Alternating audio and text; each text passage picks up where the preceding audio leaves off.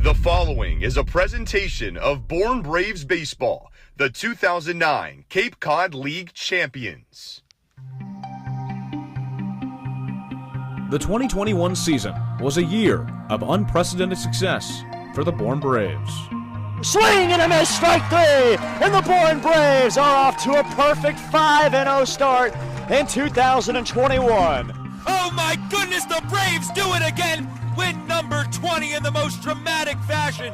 0-1 and Wallace sends a drive into left field. The Braves have won it!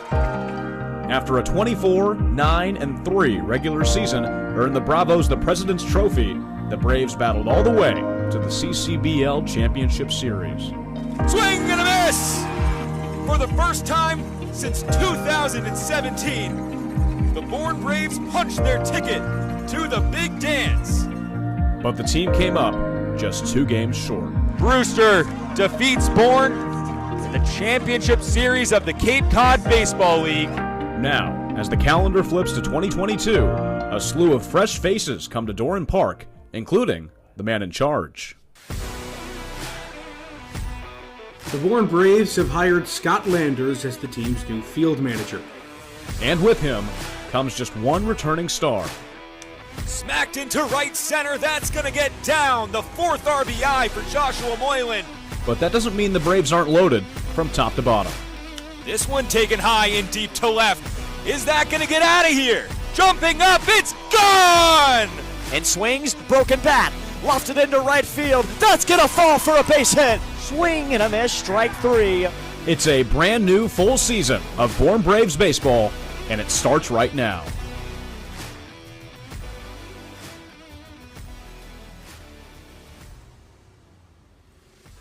For the second time in 3 nights, it's the Braves and the Falmouth Commodores as the Bravos looks to extend their winning streak to 4 back home at Doran Park.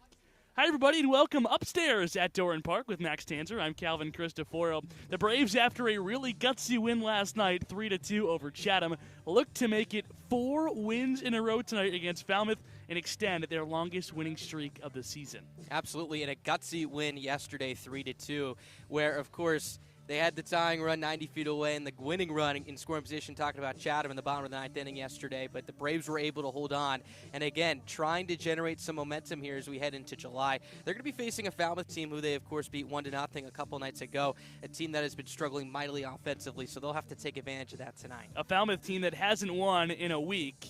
0-5-1 over the last 6 games and just 6 runs in those 6 outings. The Braves on the other side, 3 straight 1-run victories. So it should be a real tight one all throughout. The big question mark is the weather. And you're saying, the weather, what do you mean? There's blue skies atop of you right now. Well, yes, for now. But it's a big question mark. There does see some storms in the area coming in around 7:30 to 8:30. Will we get 4.5 innings in and make this game official? We hope so, because the Braves look to make it 4 straight against Falmouth tonight from Doran Park. That does it for us. We'll be back for game time, but for the next 15 minutes, sit back, relax, and, oh yeah, fasten that seatbelt. It's the fastest 15 minutes of baseball with Ethan Frank and Mac Friday. It's before the Bravos when we come back on the Born Braves Television Network. 43 of the Braves' 44 regular season games this summer will take place on the Cape, but for the first time ever on July 25th, Polar Park, home of the Worcester Red Sox, will host a Cape Cod League game when the Bravos take on the Wareham Gatemen at 6:45. Gates open at 5:45, and admission is $10 to watch the Braves take on a West Division rival on an even greater stage. The Braves are the reigning champs of the Cape Cod League West Division, but the West in 2022 is loaded again and as wild as ever. With 6 games against Hyannis, Wareham, Falmouth, and West Division runner-up Katuitt, it's a packed slate against division foes thirsty for revenge. To check out where and when the division matchups go down, head to our website, bornbraves.org, and check out the Bravos' full schedule.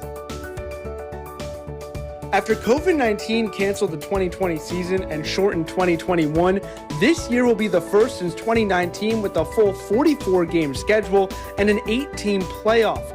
That means you can catch the Braves squaring off with each team in the West 6 times and each team in the East 4 times. It's a jam-packed slate for the Braves in 2022, and you can check out the squad's complete schedule on our website, bornbraves.org. Scott Landers is the new man in charge in Bourne. The new Braves field manager is in his first year at the helm at the Bravos and brings with him an exciting staff that includes World Series champion Jared Saltalamacchia. It's an exciting new regime of Bourne Braves baseball, and it's a team you're going to want to see for yourself. Go to bornbraves.org for the full schedule. Tomahawk Talk is the official pregame and postgame analysis of the Bourne Braves. Hosted by the Bravos broadcast team, Tomahawk Talk provides pregame insights on game day on what Braves fans can expect to see that night. And after the game, the crew breaks down the matchup that was and looks ahead to what to expect tomorrow. It's Tomahawk Talk, and you can find it on game days on the Braves YouTube site, as well as at Bourne Braves on Twitter. First pitch is right around the corner. Now back to Before the Bravos, the official Bourne Braves pregame show. Welcome to Before the Bravos. It is an interesting day, to say the least here, Mac. Happy Saturday. How are you? Pretty good, pretty good. Hoping we get to get through some baseball today. I mean, we're going to talk about it a little bit here, but some inclement weather on the way here in Bourne. It's been a very, very weird weather day, but let's talk about baseball. I don't really care that much about the weather. Yeah, who cares about the weather? And let's start by talking about last night, a big win for the Bravos in Chatham. So much fun. It was a really intense game down to the wire. And the biggest takeaway I have is the performance of Hunter Furtado, Mason Pelio, and Justin Willis. That entire pitching staff and the bullpen especially Mason Pelio, had a really, really good day. Hunter Furtado really only had one mistake, and that was that home run, the 2-run jack by Jake DeLeo. Nonetheless, pretty good performance overall. Mason Pelio, normally a guy good for 1 or 2. He went for 3 innings yesterday with 4 strikeouts. Continued this performance of Seth Keener in the win over Harwich, and then Nelson Berkwich in the win over these same Falmouth Commodores, of good performances of middle guys out of the bullpen. Yep, exactly that. I wanted to mention Justin Willis. First appearance of this season, and boy, did he get in some trouble, but just finds a way out of it. What was your heart rate during that? Oh, it was pretty high. Yeah, I asked him. My heart rate was also sky high, but I asked Justin Willis, who was one of the top closers in the nation in terms of saves, with 15 this past spring with UConn. I asked him just what was your heart rate in that moment? What were your thoughts? He goes, I was cool as a cucumber, especially when that runner on third isn't necessarily responsible for me, and we still have potential opportunities after the fact. He was cool as a cucumber, and he showed that. Are you a fan of cucumbers? No, not really. Have you ever had one? I can't say that I have in recent memory. Okay. So I love cucumbers. They're delicious. I'm glad. I had Mason Pelio written down in my notes. You touched on him. But a really, really strong performance from the right-hander. You know, there have been questions about his control at the velocity he throws at, but a really, really good outing against the Chatham team. And that's what you have to do against teams that are struggling hitting. Like tonight's opponent in the Commodores, both the Anglers and the Commodores last in their respective divisions. And when you're facing a team like that, you have to take advantage, and the Bravos have, and looking to do the same tonight. Absolutely. Falmouth last in hits and tied for most strikeouts in the Cape Cod Baseball League with Chatham, who the Bravos played last night. 271 on-base percentage, last in the Cape, and second to last in OPS. So not a great offense for the Commodores. Going to need to try and get on this Bourne starter, Cade Grundy, early if they want to get some opportunities. But Grundy had a great start his last time. That's right, he did, and he's getting back on the mound tonight, and he'll look to be backed up by a couple of Braves bats. Last night's hero, obviously, was Evan Slight, who I got to talk to after the game. Had that big sacrifice, suicide squeeze bunt in the first inning to drive in a run, and then his first home run of the season with the wind blowing out to right field at Veterans Field, able to park one over the porch in right. And then obviously Matt Shaw with a great game once again. Pretty exciting night for Evan Slight, you know, the local guy. He's from Massachusetts, and both of them, Slight and Shaw, both from Massachusetts. They both get to come out here, and I'm sure they grew up watching the Cape League. So opportunities for them to perform at the highest level of baseball here in Massachusetts, aside from the Boston Red Sox and professional baseball. Pretty cool opportunity for them. Matt Shaw, obviously one of the hottest hitters on the Cape. We talked about this literally 10 minutes ago. Has an over 1,000 OPS, batting .390 in average, and nearly encroaching on that mark to be qualified for a top 5 hitter in the Cape League. Just got to get through those minimums. Yeah, he's a top 5 hitter in my eyes, and I don't know if he's 4, 3, or 2. But, you're talking about the opponent tonight in the Commodores, and I spoke with Tommy Muma, their beat reporter. They're hitting under 180 as a team. This is just, it is mind-boggling the struggles that this team is facing right now. It's pretty miserable for both Falmouth and then Chatham, who the Bravos faced last night. It's just one of those things where baseball, you have to take it one at-bat at a time. And this is, I'm sure they've all been media trained to say this time and time again. And poor Tommy's probably wanted to rip his ears off with how many times they're saying we just have to take this one day at a time and kind of sort through this funk. And that's just something you have to do as a baseball team. And I would say that's just the approach Falmouth has to take. 1 run in their last 28 innings. That's over 3 games of baseball being played. A 0-0 tie to Brewster last night.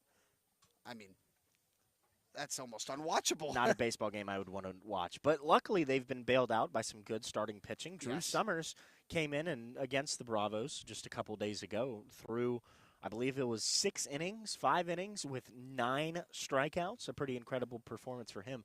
So many strikeouts in that game over in Falmouth. And so great performance from him. They're hoping to get the same out of Jerron Watts-Brown tonight. So what are the keys to the game on both sides tonight? You can give yours first, then I'll give mine. So for Falmouth, you got to be able to just find a way to hit the ball and score a run. I think both of these sides, the key today for both of these sides with potential weather coming in around 7, 8 o'clock, and then who knows what's going to happen after that, is get hits early. Get hits, score runs early so you can jump out. And if this game does get called off due to rain after 4 or 5 innings, you are in the lead. That is the key. You got to have pitching to hold off the opposing side. Just get hits, score runs early, and the Bravos have been able to do that over their past couple games. They have as well. For me, it's get things moving early. Absolutely. Because if you get things moving early, then it puts the pressure on the other side. So I think that's really key for both teams if you want to start early. We saw 2 first-inning runs from Bourne last night. Chatham obviously able to tie that on one swing later in the night. But that put pressure on the opposing team, and that does every single night when you're facing an opposing team.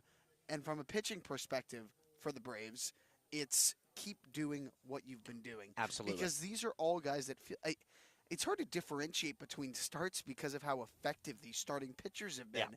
That it's almost like they're all blending together in your mind. Like, oh, who started that day? Oh, they went 4 or 5 innings, gave up 1 or 2 runs, maybe 0 runs, and then the bullpen came in and shoved. So it's hard to differentiate, but I think Cade Grundy is someone who will be enjoyable to watch on the mound, and if the weather stays like this, it'll be a good night for the Bravos. And not to mention a lot of great arms active in the Bravos bullpen tonight, that being Tyler Vogel, Cameron Bai, and, of course, good friend of ours, the big dog Ty Cummings coming out. Hopefully, if we do play a full 9 innings, Ty will most likely come in towards the back half of that, looking to come off a poor performance where he walked quite a few hitters and improve. He's the marquee guy coming out of the bullpen tonight. Yes, he is. And so a couple more things I want to get to as the Braves lineup is being introduced right now with obviously their .390 hitter in Matt Shaw leading off. Talking about weather so much, I want to talk about our favorite seasons, our favorite weather, like your favorite weather. I say we both do just your favorite weather from where you're from, and then your favorite weather for watching baseball. Okay, all right. So I want you to go first. From where we're from, we'll do 4 to 1 in terms of ranking in the seasons. Number 4, I'm going to put summer. Summer vibes are great, but my goodness, is it hot and muggy in Houston, Texas in the summer. Oh, I'm sure. Second, I'm going to go winter, or third, I'm going to go winter. Just because the weather is a little bit more bearable, but January, February, it gets really cold. How Not cold is really cold? 50s, 40s. Growing up in the South, that's cold. Oh my! That's cold. I'm gonna play my imaginary violin for you. Okay, yeah, your small imaginary violin like your SpongeBob. All right. Second, I'm gonna go fall. weather is so much better. You get that mix between the hot and the cold. And then spring is my favorite season. I'm going to go spring in Houston as my favorite. And then favorite weather to watch baseball, probably early summer, before it's too hot, but also the sun's out. It's just kind of vibes like this without the bad weather. Exactly. I'm going to go quickly for winter. It's just, I can understand that. It's brutal. too much. Once you get to January, February in Connecticut and in the Northeast, it's just too much. Not for me. 3 summer. I agree with you. Just too muggy. I'm too muggy right now. It's just not enjoyable. 2 spring, 1 fall. I love football. That'll do it for Before the Bravos. You love our seasons. We love our seasons. We'll see you tomorrow. Desmond to Doran Park this evening to perform the anthem.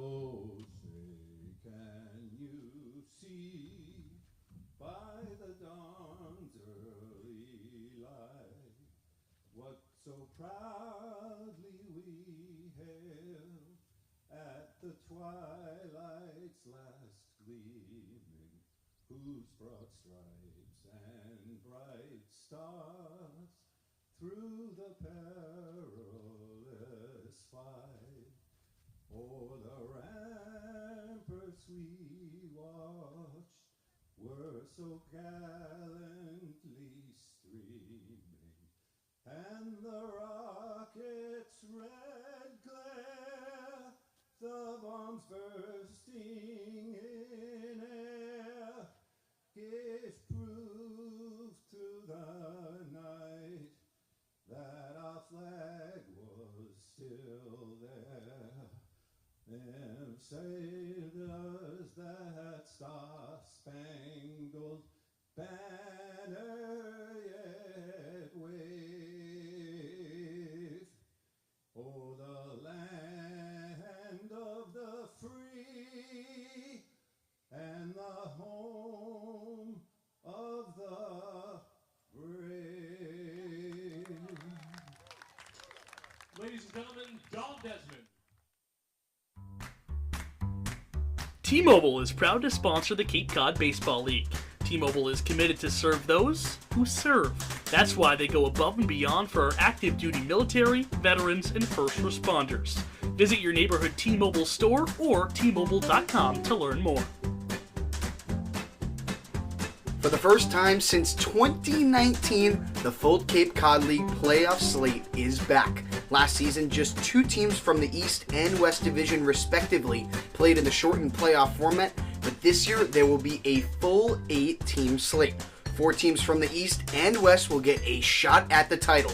The Braves have missed the postseason just once since 2007 and look to make another run back to the title game in 2022, a series they lost a season ago. It's the Cape Cod League playoffs, and they're back in full swing for the first time in 3 years. Scott Landers is the new man in charge in Bourne. The new Braves field manager is in his first year at the helm at the Bravos and brings with him an exciting staff that includes World Series champion Jared Saltalamacchia. It's an exciting new regime of Bourne Braves baseball, and it's a team you're going to want to see for yourself. Go to bournebraves.org for the full schedule. Tomahawk Talk is the official pregame and postgame analysis of the Bourne Braves. Hosted by the Bravos broadcast team, Tomahawk Talk provides pregame insights on game day on what Braves fans can expect to see that night. And after the game, the crew breaks down the matchup that was and looks ahead to what to expect tomorrow. It's Tomahawk Talk, and you can find it on game days on the Braves YouTube site, as well as at Bourne Braves on Twitter. Cape Cod League Baseball is live. The Bourne Braves are in action. It's turned out to be a beautiful night for baseball. Well, for now, we welcome you back to Doran Park under blue skies as we begin on time here at 6 o'clock between the Bourne Braves and the Falmouth Commodores. Falmouth coming in with a record of 5-11-2. In his 24th season, the coach of the Commodores is manager Trundy, sitting on 499 wins. Here is Coach Trundy's starting lineup. Alex Mooney, the shortstop, leads us off. Colby Halter at third base hits second. Jace Borfin, the left fielder, hits third. Jacob Walsh at first cleans things up. Peyton Stovall at second base tonight hits fifth. Corey Collins, the DH, hits sixth. Drew Brutcher, the right fielder, hits seventh. Jacob Kozart, the catcher, hits eighth. And Luke Boyers rounds out the starting nine, playing in center field and hitting ninth. That lineup will go against the University of Louisville right-hander. His third appearance for the Bravos, that is Cade Grundy. It'll be his second year. His last outing was that start against Orleans on the 24th. Went 4 innings, allowed just 1 earned run on 3 hits, 3 walks, and 2 strikeouts. Going to be a fastball, curveball, changeup, slider mix. Again, that curveball is best pitch with 2 strikes, a 38% swing and miss rate this year. But again, a lot of balls in play against him, 60% of those in the air as well. So the outfield should be busy tonight. These two teams matched up just 2 nights ago on Thursday. That was a pitcher's duel, a 1-0 Braves win on a Matt Shaw solo home run, especially on the pitching performance as Garrett Edwards, Nelson Berkwich, and the rest of the Braves pitching staff combined to throw 9 innings of no-run baseball. Cade Grundy is ready. Alex Mooney is ready. And the first pitch is on the outside corner on a slider, and we're underway on time at 6:01 tonight at Doran Park.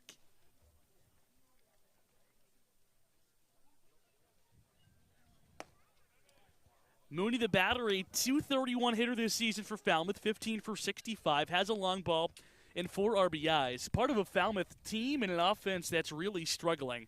The Commodores coming into play tonight, winless in their last 6 outings, as this one's popped first base side. Going to be a tough play, a lot of room over there. Here comes the second baseman in Shaw, and he makes the catch, losing his hat for the first out of this ballgame. That's a good play by Shaw right there. Again, Brito had a tough angle sprinting back into foul ground towards the right field foul pole. So this one was spinning back towards the field. So Matt Shaw, who had a better angle cutting across that fair line, was able to make the galloping grab for out number 1. And it's good to keep Mooney off the base paths as well, one of the speedier runners in this lineup. So back to Falmouth struggles, though. This is a team looking for their first win in now 7 tries.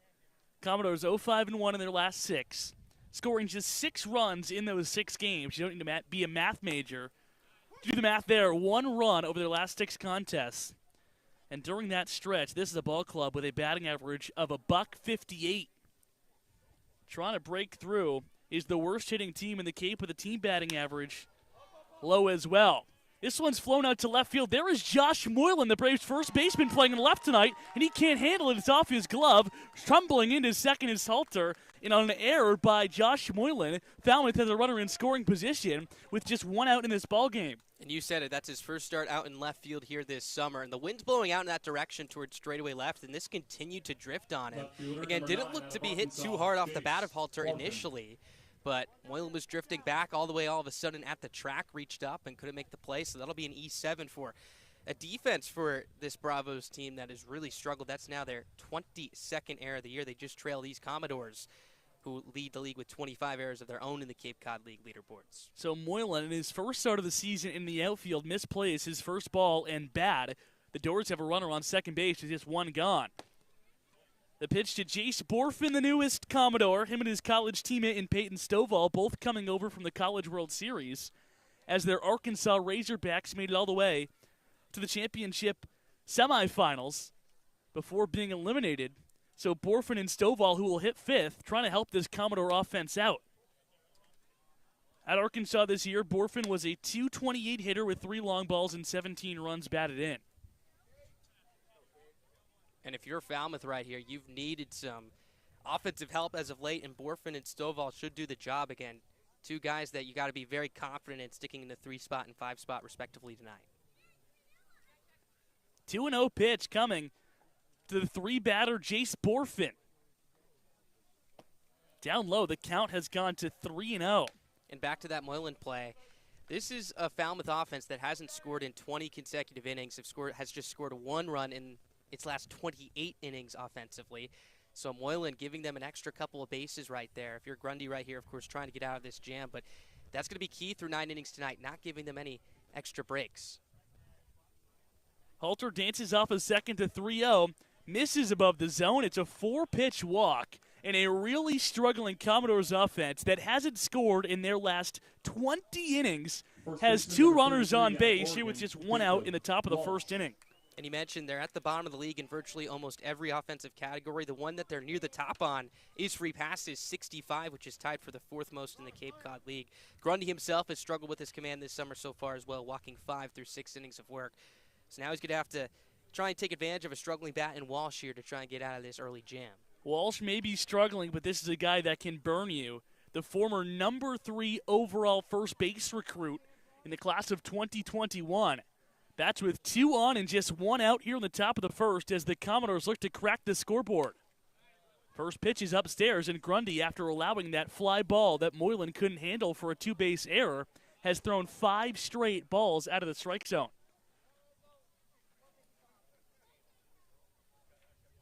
Can Walsh break through early in this game, especially with some potential weather coming?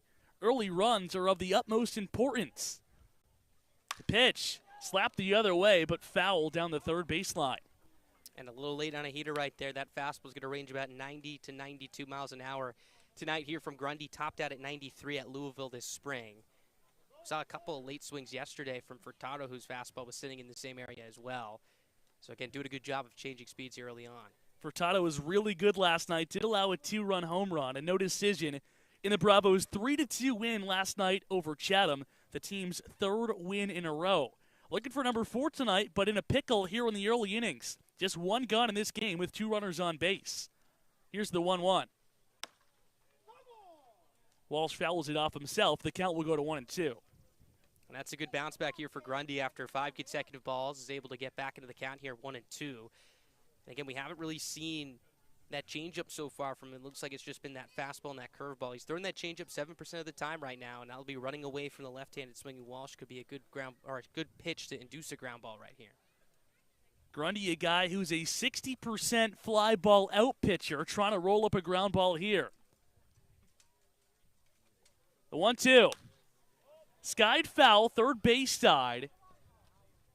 Malone gives it a look, but it's out of play. Let's meet the Braves defense tonight. We already met Josh Moylan, who had that bad error in left field. He's in left. Rockefeller is in center. Duffy is in right. And in the infield, Brennan Malone, the newest Brave, in his 2nd game of the season. First start is at 3rd. Dakota Harris, the junior college Gold Glover, is at short. Matt Shaw is at 2nd. Chris Brito at 1st. And Alan Espinal is doing the catching tonight for Cade Grundy.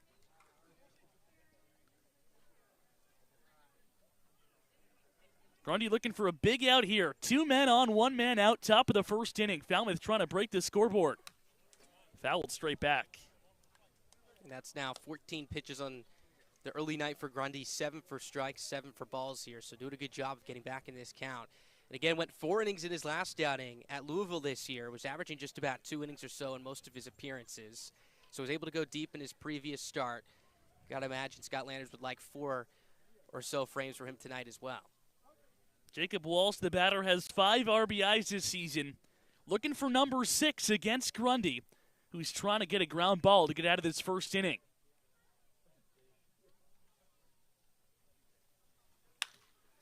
Up the middle, it's off the mound and through into center field. Here comes the runner in Halter scoring. And in the first inning, the Commodores break the scoreless streak. It ends at 20 straight innings. But the Doors are not only on the board, they're on the board first, and they lead it 1-0 here in the first inning. And that was a tremendous at-bat by Walsh, battling and finally got a pitch over the plate that he smacked right back up the box. And again, the second baseman, Ed Shaw, was playing about straight up at second, so there was no chance for him to get it. And now Walsh, who entered tonight, 2 for his last 18, looking to get something going, his 6th RBI of the year. And that brings up a hot hitter in Peyton Stovall, who's making his Falmouth debut tonight, as you mentioned.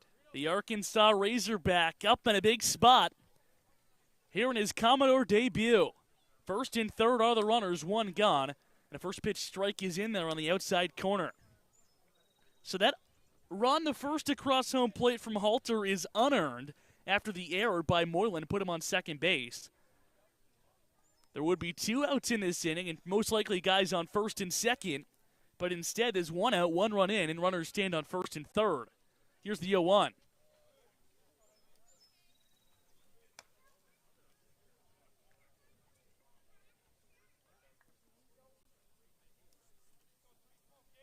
Falmouth, a team being outscored 20-6 in their last 6 contests.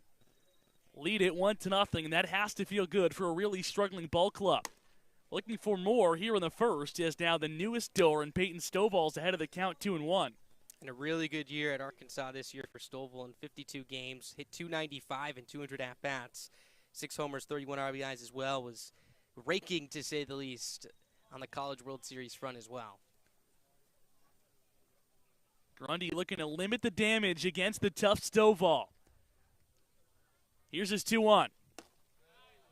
Right at the knees, 2-2. And a really good spot right there.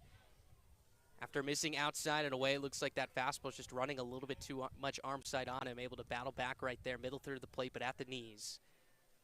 And again, a guy who deuces a lot of fly balls. You have Borfin at third base who has good speed. Moylan right now, the left fielder, playing just about 2 steps in front of the track right now. Very, very deep. But a strikeout would be really big here for Grundy, the 2-2. Slap foul. They'll do it again at 2-2. And I almost wonder if Moylan's anticipating that wind is going to carry any fly ball in his direction, because that's what happened to him when he made that E7 back on the ball off the bat of Halter. Just continued to carry. Maybe trying to play back to increase his range so he could get in a good position to maybe even throw out Borfin at the plate if he tries to tag. The Doran Park wind is always blowing across the outfield and out to left. Here's the 2-2 pitch. Inside, it's gone full. So Halter led off this inning with a fly ball out to left field, mishandled by Josh Moylan in his first start in the outfield for the Braves this season.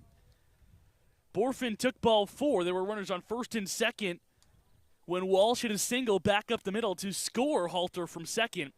Runners now stand on first and third with 1 in and 1 out here on the inning. The full count pitch to Stovall.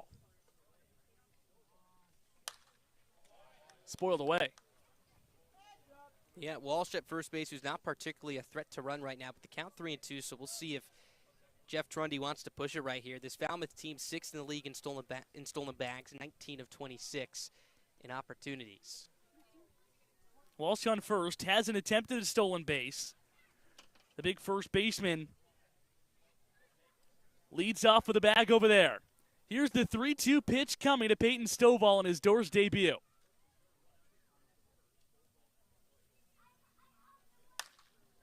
Another one rifled away. And if you're Grundy right now, this has been a really difficult inning. Of course, you get the quick out on the pop out to second off the bat of Mooney.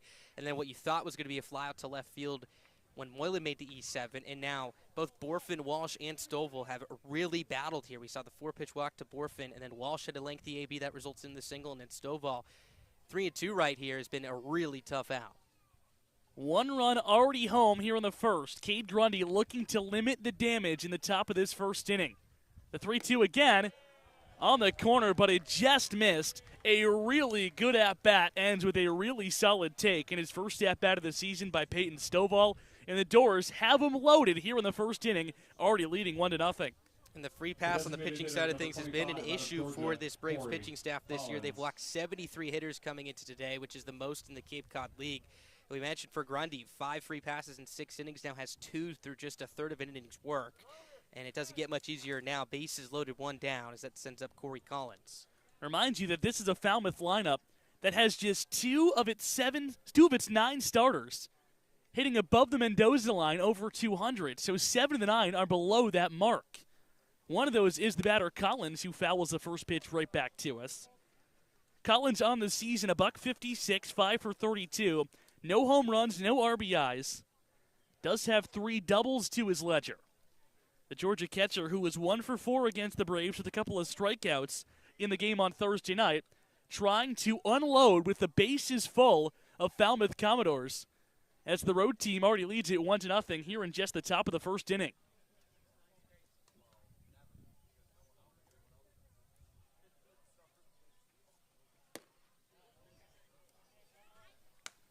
And most of Grundy's misses so far have been to his arm side. A lot of lefties here to start things off in this starting 9 for Falmouth, so maybe just trying to pound them away. But again, it's been, I think, a steady diet of attacking and then these Commodores hitters spoiling them foul and then trying to miss off that outside edge of the corner, and they're just not biting. Already pitched number 27 of the ball game. Misses on a breaking ball above the zone for ball 2. So Grundy has definitely been taxed. And here comes Scott Landers, already to have a conversation with his pitcher. Grundy, a guy whose longest outing of the season at Louisville was just 2 innings, and the most pitches he threw in a game was 44. That came against Michigan all the way back in early March. Now has just already 27 pitches to his name with just 1 gone in the first inning. And it's not too many times this year we've seen the Braves struggle early on, particularly here in the first inning. And again, no one getting warmed up in that bullpen, of course. I think the plan for Grundy tonight was to go around 4 innings, if not try to stretch him out to 5. As Scott Landers continues to chat with him and Alan Espinal on the mound. But again, try to get him out of this inning, and I'd say if he can, they'll send him back out and see how he's feeling for this second. But not what you're looking for, especially since this Braves team hasn't had a day off since last Monday. So pitching staff has been used a lot. And they'll have to wait a couple of more days after a home and home with Wareham to get to that next off day, which comes on Tuesday. Grundy has been worked here in the first, but a ground ball might get him out of this inning. Here's the 2-1 pitch to Collins. By him for strike 2. And that's going to be the key right there, getting this Falmouth team to chase that pitch off the zone. Because his misses haven't been by a lot. It's just that it's running maybe an inch or two off that outside corner to left-handed hitters, and they've been doing a good job of taking them.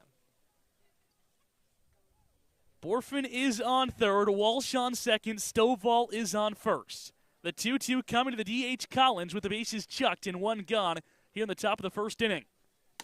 By him, a swing and a miss, strike 3, and that is a big-time K for Cade Grundy, who keeps the runners where they are with now 2 outs in the inning. And a really good fastball right there. Looks like he put a little bit extra mustard on that one as it ran across the middle third of the plate, getting Collins to chase. And now an out away from limiting the damage to 1, as of course he approaches 30 pitches. This will be his 30th pitch right here.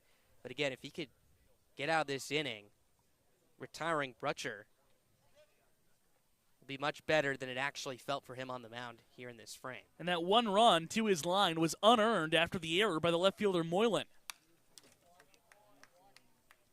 Grundy looking to escape serious damage here in the first inning. The batter, Drew Brutcher, trying to provide that damage. The right fielder from South Florida, who is 0 for 4, bounced into a double play and struck out against the Braves on Thursday night.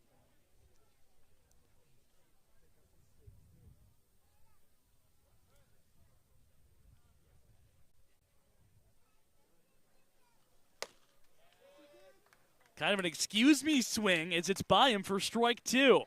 And it looks like that fastball's been the go-to pitch. I wonder if that was what the conversation was between him and Scott Landers, because he was able to get Collins to swing late on one right there. In fact, back-to-back pitches to him in which he swung a miss at, and then 2 here to start things off to Brutcher, who has not been able to catch it out in front and on time. A heater that sits in the low 90s, a pitch he's used 60% of the time to this point in the Cape.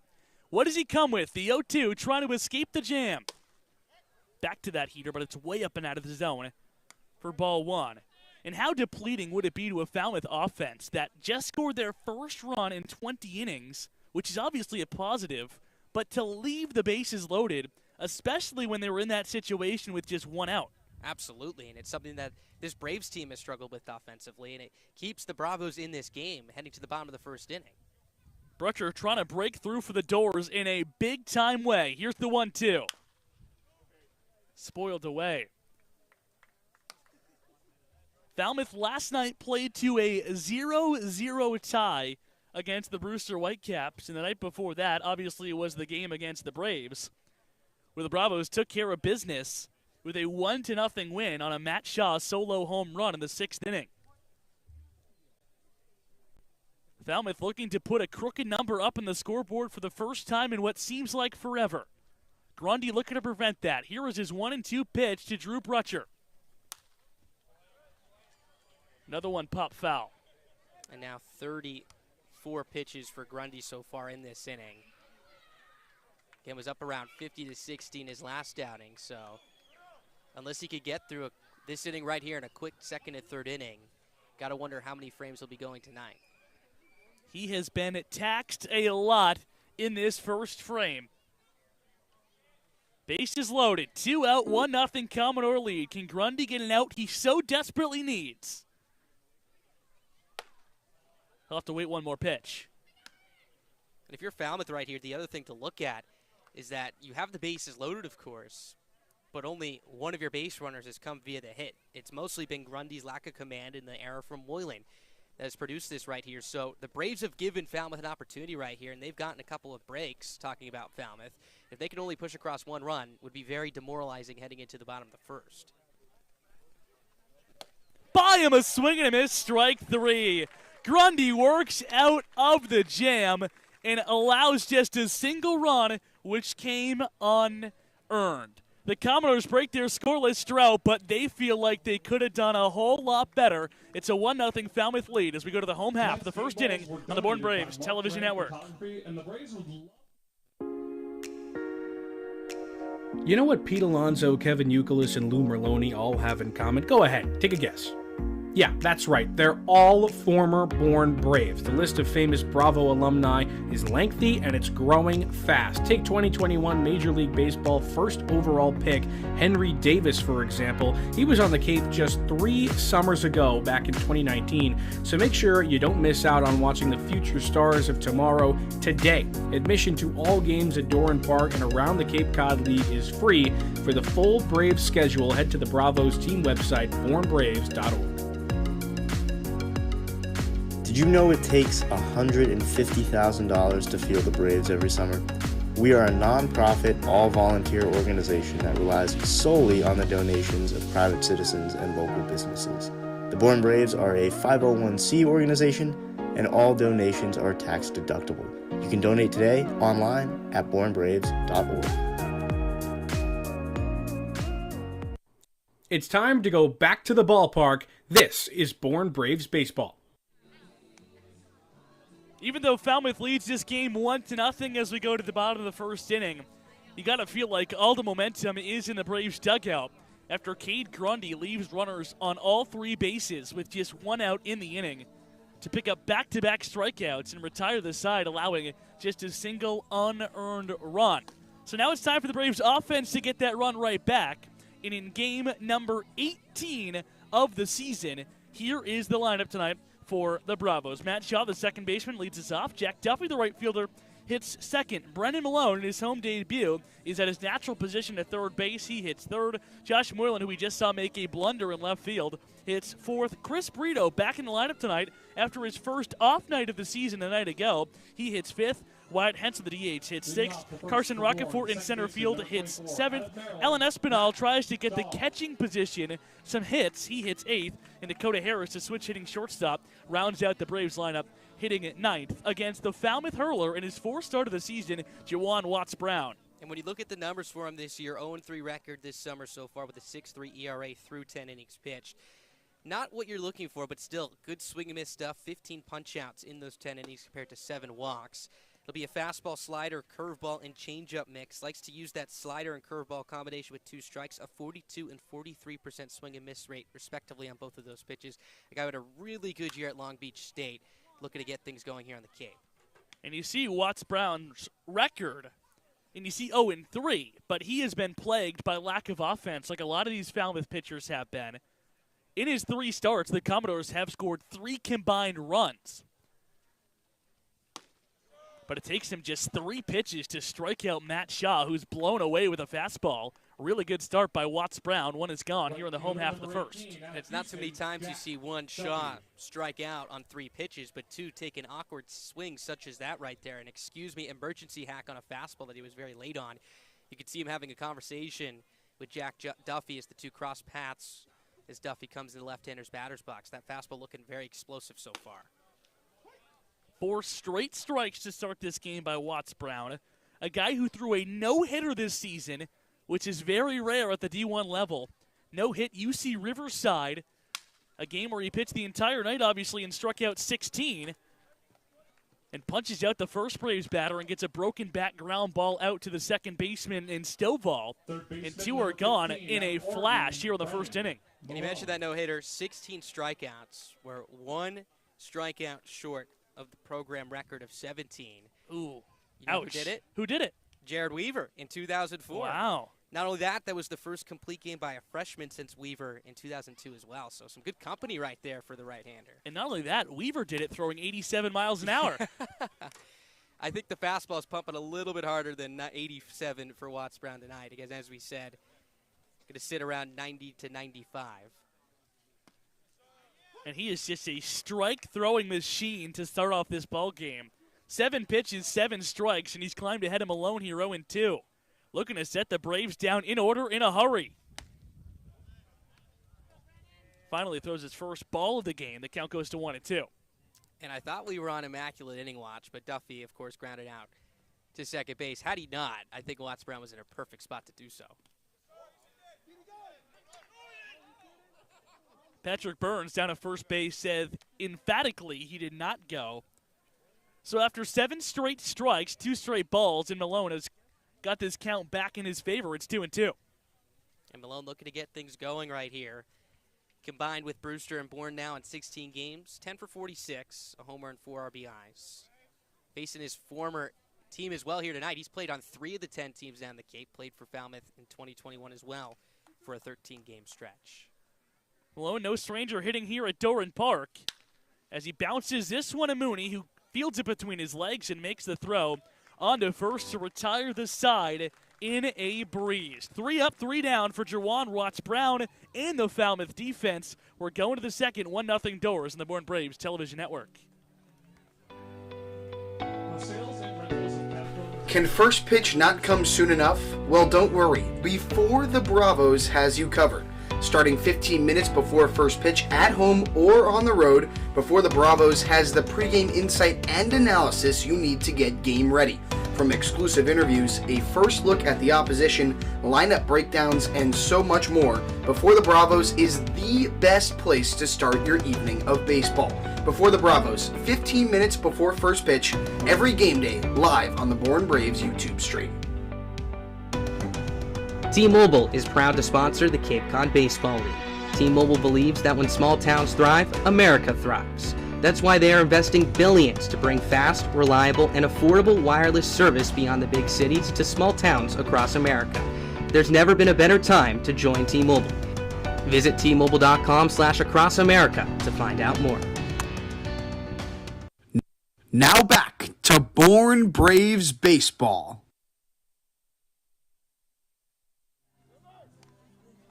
Falmouth leads at 1-0 as we play in the second inning on the Bourne Braves Television Network with Max Tanzer. I'm Calvin Cristoforo, high above Doran Park tonight. It's a game many didn't think we'd get in, but we started on time at 6. We don't know if the rain is coming later, but for now, it's baseball here at Doran. And Cade Grundy coming out for his second inning of work, and ever since he had that mound meeting with Scott Landers and Alan Espinal, he bounced back in a big way. Back-to-back strikeouts from Collins and Brutcher to get out of that bases-loaded jam. That fastball looked to have a little bit of extra oomph on it. And again, for an inning where he threw over 30 pitches, looking for a quick second right here and to keep things rolling. He needs it. He'll face 8-9-1 as Jacob Cozart, the catcher, looks at strike one on the outside corner. Cozart, the NC State product, a guy who's off to another slow start, part of a Falmouth offense in a hole that's off to a slow start. Just 5 for 34 on the season. One of those hits did come against the Braves at Gov Fuller Field on Thursday. Grundy needs a quick inning in the worst of ways as he goes to a changeup on 1-1 that misses down and away for ball 2. And I'm curious to see if he mixes that one in a little bit more, especially with the late swings we've seen on that fastball.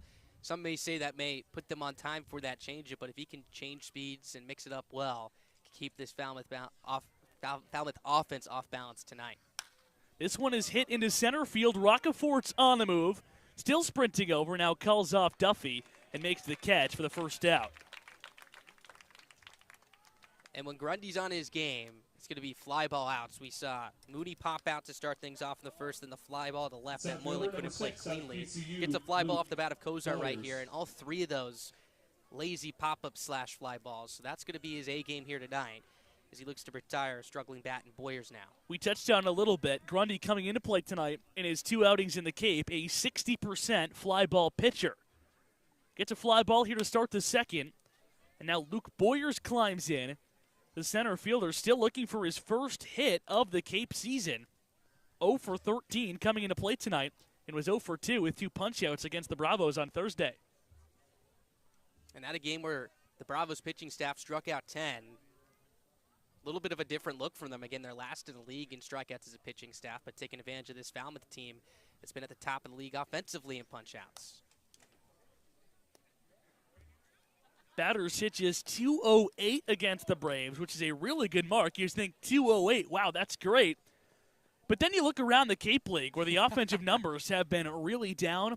That is 6th in the league, which is just an incredible number. It's unbelievable. And, you look at the team ERA even, which is 3.3, which, if you look at a starting pitcher at most levels, 3.3 I'd say is all-star caliber. That's 6th in the league as well. So it definitely shows how dominant pitching has been. And the slow and struggle start it's been offensively to adjust to these wood bats here early on this summer.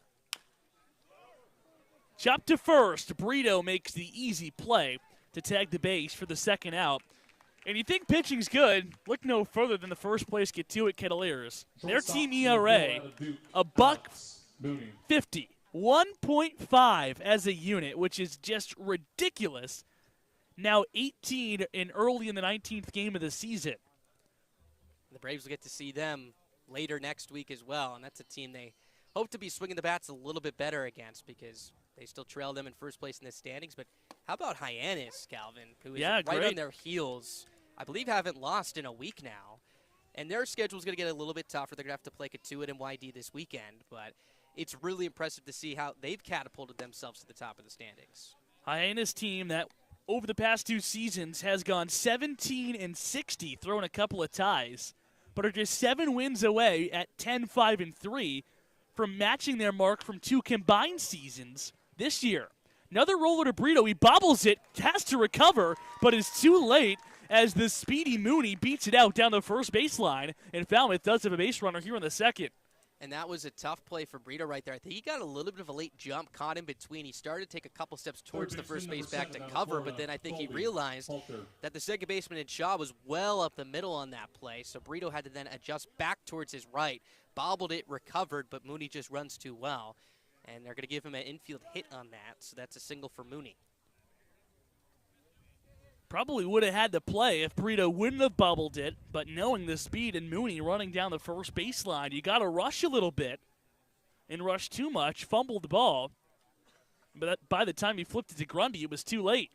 So one runner is on, a threat to steal at that, as Grundy takes a check over on the shortstop, Alex Mooney. And, of course, with 2 outs and Mooney at first base, this shouldn't be too much of a difficult jam to get out of. But if you're Grundy right now, and we talked about that pitch count being high, that's a play that you really would like to be made because he executed his pitch and got a cue shot off the end of the bat.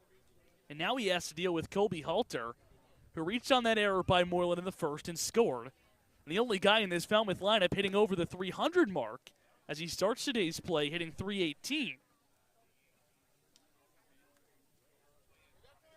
So a guy you got to worry about on the bases in Alex Mooney, 3 for 4 stealing bases this season, is the Duke Blue Devil. And the best hitter in this Falmouth order at the plate in Colby Halter.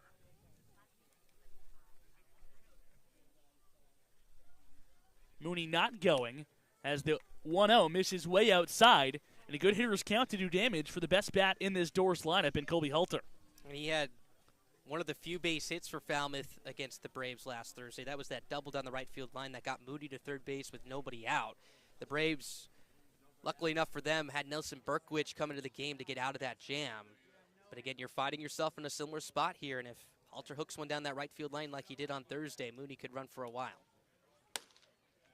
2-0 at the letters for a strike.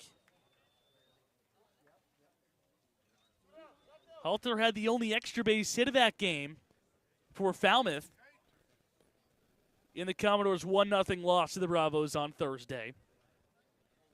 Falmouth on the board first here tonight, an unearned run after Halter came around to score on the Josh Moylan error. Another check on Mooney, who's back in. And you mentioned it, 3 stolen bases for Mooney this year, was also 12 of 13 at Duke. So not only can he run, but he's choosing the right times to run. We mentioned this is a team that has been fairly aggressive, about middle of the pack in stolen base attempts this year. But not a terrible spot here for Mooney to run, I'd say, just because with 2 outs, you get yourself in a scoring position for a good bat in Halter, and this team has been struggling to produce runs.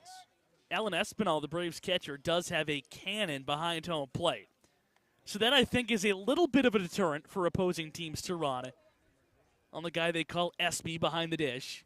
But still, with 2 outs in this inning, and your leadoff man on base, the best hitter in your lineup at the dish, seems like a pretty good time to be running if you're the Commodores. Mooney not going. The 2-1 is up and away. It's 3-1. And this is a similar start to the last inning for Grundy, where he was able to get 2 quick fly balls. Of course, in this inning, both were caught for outs. The other was the E7 by Moylan. But then after that, allows another base runner to reach, and then all of a sudden laboring with that command, missing arm side once again. And now he's behind a good hitter and a hitter's count in Halter at 3-1. Chase Borfin waits on deck. The 3-1 pitch coming to Halter. Swing and a miss for strike 2. The count has gone full.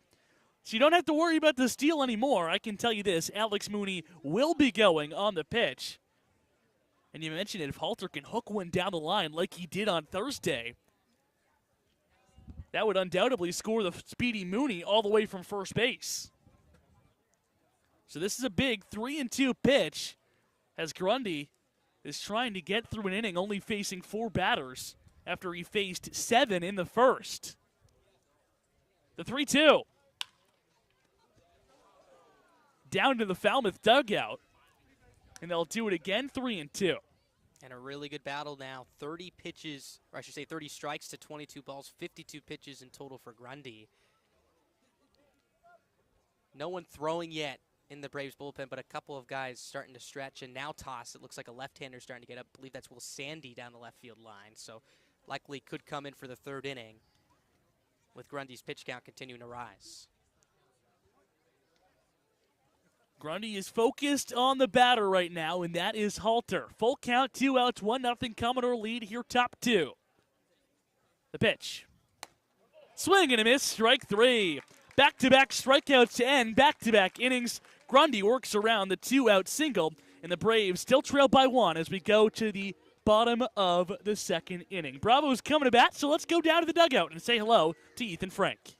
Hello to you as well, Calvin. And obviously the weather is the story right now. Clouds moving in from just behind the camera here, from off the Cape here, right on the Cape here in Bourne. So I talked to some of the players in the dugout asking if their preparation changes at all when you're facing a potential weather situation like this. Talked to pitcher Seth Keener. He said absolutely not. You just have to prepare like things are going to go as scheduled. And, you know, maybe if you see something that really could potentially impact the game, you lighten things up a little bit. But if not, everyone is treating this as business as usual. They want to play a full 9 innings today. They want to get the game in. So that's the mindset right now for the Braves, and we'll see where it goes from here. But if there is potentially a rain delay, I want to hear about your guys' favorite rain delay activities. Okay. I don't know what my favorite rain delay activity is, Ethan. I gotta probably go with the tarp slide. I think that's one of my You've never favorites. tarp slid before. But I like watching. Come on. I like Major League Baseball players. Tell me a real story about a rain delay. Okay, I've had some where we've had some rock, paper, scissor competitions across the dugouts before. Okay, yep, classic. Summer ball. Yep. But besides that, I mean, you'd think I'd have a lot coming from Seattle, but we usually just hang out in the dugout Do you guys take sun delays? Oh, all the time, because we don't know what the sun's like, so when it comes out, we get a little overwhelmed. My best rain delay story was last year here at Doran Park when I was doing Ethan's job down to the sidelines. It was a 2-hour lightning delay against Harwich, and it didn't rain a drop. It was lightning, lightning, lightning, lightning. There wasn't a drop of rain that came out of the sky, but every time there was a bolt of lightning, the game kept being pushed back 30 minutes. As Moreland swings at the first pitch, hits it foul down the third baseline. All 3 Falmouth players seem to be running out of room, and they are. As making a attempt to catch it over the fence was Borfin, the left fielder, but it falls harmlessly for a foul ball.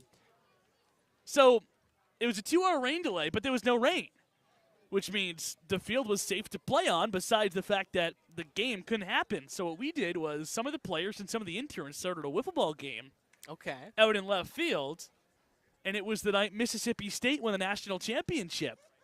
So Mississippi State got announced as national champions in the middle of the weather delay, and at the time the Braves were trailing that game 1-0. It was in the 8th inning. And when the game returned to play, the first batter was Colton Bender, a Braves catcher who was drafted in the 10th round last season. So after the fun wiffle ball game we had during the rain delay, we get back to the action, and the first batter, Colton Bender, hits a solo home run to tie the game up at 1, and that game would end in a 1-1 tie 4 hours after first pitch. So how'd you do in the wiffle ball game? What was the batting? I underwhelmed not only myself, but my teammates, which was disappointing because the players and presumably the scouts were watching. As the 2-1 misses inside. I was looking to get myself an at-bat for the Braves in that wiffle ball game, but that didn't pan out. Hey, I'm sure if we talk to Scott, we could get a BP round. Okay. I'm ready for it. All right. 3-1 to Moylan is grounded over to second. Stovall has it and makes a flip to first as 3 straight guys in the Braves lineup have been retired by the ground ball. And Watts Brown has retired the first 4 men he's faced. And his stuff has looked really good. We mentioned it in the first inning a lot. He was pounding that zone very aggressively. Now 10 strikes just to 5 balls. Has gotten ahead of every single hitter he has faced.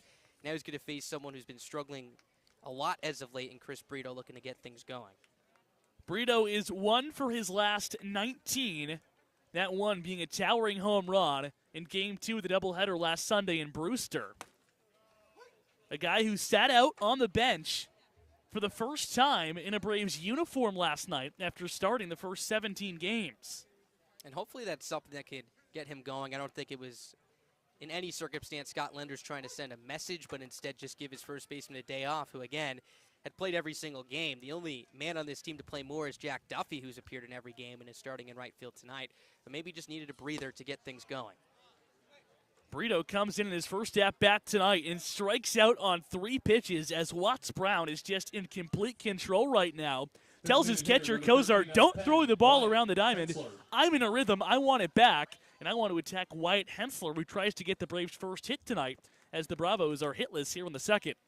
Another idea, too, could be potentially knowing that rain is in the forecast. They need to get through 4.5 innings to make this game official, and Falmouth with the lead right now. I'm sure Watts Brown wants to get through those 4.5 as soon as possible.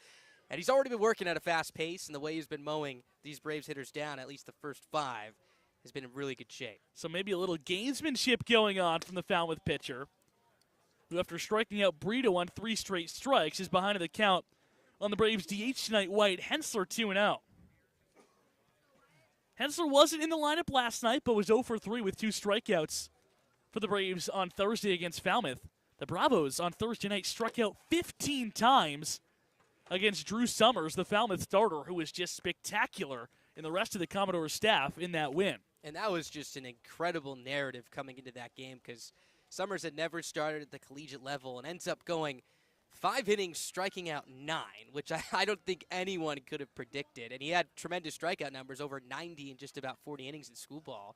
But he dominated. And I think we've seen so many dominant outings this year on the Cape so far, both for the Braves and their opponents. But I think by far that one was the best. And unfortunately, obviously not for the Braves' sake, but for him, he had no decision in that game and wasn't granted the win because his offense had just 4 hits and no runs on Thursday night. But the Doors have a run on 2 hits tonight. Here's the full count pitch to Hensler. On the inside corner, caught him looking on a front door slider, first strike 3. Jerron Watts Brown is in a rhythm right now for Falmouth. I've said it twice, I'll say it again. He is dealing. 6 up, 6 down, and we're going to the third. 1-0 Falmouth on the Bourne Braves Television Network. 2021 was a historic season for the Bourne Braves. The Bravos captured the President's Trophy, given to the team with the best regular season record, and rode early success to the West Division title and a trip to the Cape Cod League Championship Series. Now in 2022, the Braves are back and look to replicate the success from a season ago without many of the faces that got them there. It's a whole new season of Bourne Braves baseball. Check out the full schedule on BourneBraves.org and come join the party at Doran Park. The Bourne Braves have enjoyed a long history of offering internships to college students who have worked in a myriad of capacities and performed any number of duties for the organization. Interns support everything from public relations, fundraising and concessions, to field maintenance, internet broadcasting, and baseball operations. The Braves will begin accepting applications for the 2023 season in September. Those interested should visit bornbraves.org. This is Seth Keener from Wake Forest, right-handed pitcher, and this is Born Braves Baseball. First of the third inning, the Commodores lead it 1-0 as they travel to Doran Park for the first time this summer. The Braves looking to make it 4 straight wins in a row as they enter tonight at 8-7-3. Max Tanzer joined alongside Calvin Cristoforo here. And Cade Grundy, after a lengthy first inning where he faced 7 batters, allowed just 1 run, got out of a bases-loaded jam, bounced back in the second, again did allow a hit, but was able to get out of a tricky spot, getting Halter to strike out swinging. To bring up Jace Borfin to lead things off the left fielder tonight. He takes outside for ball 1. And a quick third inning is obviously of utmost importance here for Cade Grundy. He's been taxed, but to think after throwing all those pitches, 35+ in the first inning, that he can claw his way through 3 innings would be a big victory for the rest of this Braves pitching staff. Now approaching 60 pitches, 33 strikes to 23 balls as he pumps a fastball by Borfin for strike 2. And he's done it with that pitch. The fastball has been the pitch he's gone to. When his back was against the wall in the first, he went to number 1. And since then, it's been paying off big dividends for him. He's been working quickly here as the count runs to 2-2. Borfin, a returner now for Falmouth, again making his season debut here in 2022. In 2021 was a Cape League All-Star. In 34 games, 5 homers, 19 RBIs, slugged .504 as well. Was there the whole year to add on top of that, played in 34 of Falmouth's 35 games as he fouls the 2-2 straight back. Last year, or I should say this year, transferred from Oklahoma to Arkansas. And of course, either way, whatever decision he would have made to stay at Oklahoma or transfer to Arkansas would have found himself in the College World Series. Of course, Oklahoma losing to Ole Miss in the championship round. Arkansas, as Calvin mentioned earlier, losing to Ole Miss in the semifinals round. So either way, he finds himself on the Cape with his Arkansas teammate in Peyton Stovall, who's making his summer debut tonight as well. Here's the 2-2 from Grundy. Breaking ball rings him up at the knees for strike 3. Cade Grundy has picked up his 4th strikeout of the night, already doubling his total from his last start against Orleans. Gets Borfin for out number 1 here in the 3rd. Yeah, what a bounce back. His only run allowed in this game was unearned after the Moylan mishandle and a fly ball out to left. Loaded the bases with just 1 out, but back-to-back strikeouts allowed just 1 base runner in the second, and now picks up a strikeout here to start the 3rd. So here's Jacob Walsh, picked up that RBI single in the first inning, a hard ground ball up the middle as he fouls the first pitch straight back. And that came in a big spot, of course. A couple of runners on with 1 down, runners on the corners, in fact, and hit that hard single right up the box for his 6th RBI of the year. And really looking to get something going. Had a good year offensively at Oregon this year, but just 7 for 52 entering tonight. In fact, 2 for his last 18, has struck out 6 times coming into this evening's ball game. 1-0. Commodores, your score here in the top of the 3rd inning. Second time these two teams have faced. They'll see each other 3 more times. This is lined out to deep right field. Duffy showing his numbers, watching it fly over the wall in right field for a home run. Here comes Jacob Walsh. He continues to heat up. He's driven in both runs tonight for Falmouth as that gives them a 2-0 lead. And that was just smoked by Walsh. Off the bat, I really didn't think it had the height to get over the fence out there in right field. But Duffy could only give it a look. He mentioned it. He turned his numbers, and he turned his numbers early. A big-time home run by Jacob Walsh, a guy who tore it up this season at Oregon.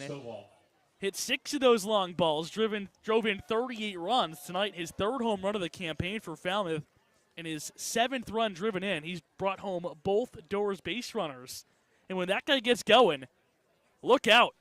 Peyton Stovall puts a charge into this one to deep center field. Rockefort racing back towards the track, looking up. This one's gone. Back-to-back go the Commodores on back-to-back pitches. They now take a 3-run lead here in the top of the 3rd inning.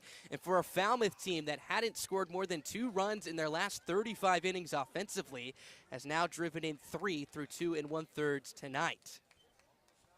Well, the Doors needed some offense to come through the door, and they got it in Peyton Stovall. Someone who tore it up this season as a true freshman at Arkansas.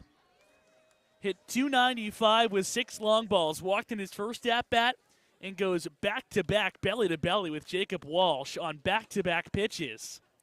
Both solo home runs, but when they pile up like that.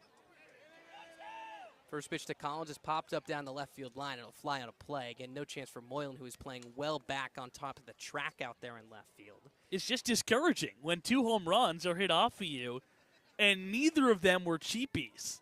Stung out over the 360 marker in right field, and then opposite field, near the deepest part of the ballpark in left center by Stovall. So 2 long balls here for Grundy.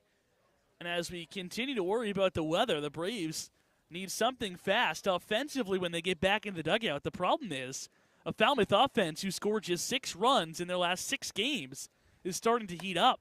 Collins cuts through another fastball for strike 2, 0-2. And this was a Braves pitching staff that entered yesterday's game against Chatham, tied for the least amount of home runs allowed as a pitching staff with 6. Of course, part of that playing at a hitter's ballpark here at Doran Park, or I should say a pitcher's ballpark at Doran Park.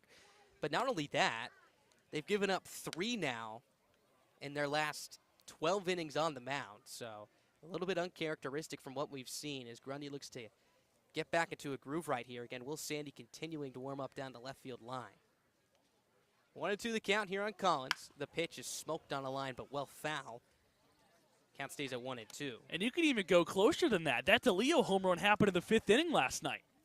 So 5, 6, 7, 8, 9 plus 3. So 8 innings. If I did my math right there. 5, 6, 7, 8. Yeah, 3 innings. 8 innings. Got to give you some credit on that one right there. I couldn't have done it myself. 1-2 is a breaking ball right over Broadway for strike 3 as that rings up Collins. So a good bounce back for Grundy, his 5th punch out of the night. In fact, the last 3 batters he's retired have all been via the K. 2 down. I'm an advanced math, so I learned that in 15th grade. I know you're going to learn it this year in 16th grade, so be ready for 5 plus 3. 15th grade, 16th grade. I haven't heard it called that before, but first time for everything. Here comes Drew Brutcher. He struck out swinging to end that marathon of a first inning for the Doors. First pitch, swinging a foul straight back. And again, if you're Falmouth, that is got to be a monkey off the back, not just because they had scored or had not scored in 20 consecutive innings entering tonight, but they left the bases loaded in the first inning and only pushed across 1, now lead by 3. Here's the 0-1. Breaking ball hit hard on the ground, right side. That's through into right field for a base hit. So Brutcher checks in with his first hit of the night. 3rd hit of the inning for Falmouth. That'll be their 6th of the, make that their 5th of the evening. 2 outs with a base runner on here for Jacob Cozart. Just a really good piece of hitting that time by Brutcher. Watched a hanging breaking ball come out of the hands of Grundy, read the spin early, got his front foot down, kept his hands back, and drove it through the big hole over there between first and second base. Probably an out in the major leagues by the shift most teams might put on a guy like Drew Brutcher, but here on the Cape with the Braves playing straight up, a hard-hit single through the right side. First pitch to Cozart, swinging a tapper foul straight back, 0-1. So good news in terms of the weather, at least according to my Apple Maps. Rain now not in the forecast for the rest of the night. Looks to just be cloudy. But still something to keep in mind here because for the majority of today, it was supposed to rain and we were supposed to see scattered thunderstorms at about the 8 o'clock hour. Currently 6:53 as we speak. So the 0-1 is cut on a missed. And if you're Falmouth right now, we mentioned that Watts Brown had to have had that in the back of his head when he was asking his catcher and Cozart not to throw the ball around after strike 3. Trying to get through 4.5 now with this lead. And if this game does get through 4.5 innings, meaning finishing the top of the 5th, it will be considered a complete game and the result of a delay. 0-2, got him swinging with that great fastball on the outside corner. 6 strikeouts for Cade Grundy, but that did not stop this Falmouth offense from hitting back-to-back jacks courtesy of Jacob Walsh and Peyton Stovall here in the top of the 3rd inning. We're heading to the bottom of the 3rd. Braves trail by 3, looking for their first hit and first runs of the night when we come back.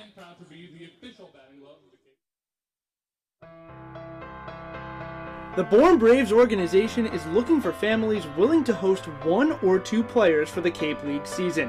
It generally runs from the first week in June to early August, and the bond between many host families and their players extend beyond the summer and form lifelong friendships. If you're interested in learning more about this opportunity, visit bournebraves.org. Braves fans living on the Cape far from Doran Park, too far of a drive to make the trip west on any given night? Well, don't worry, because the Braves are coming to you.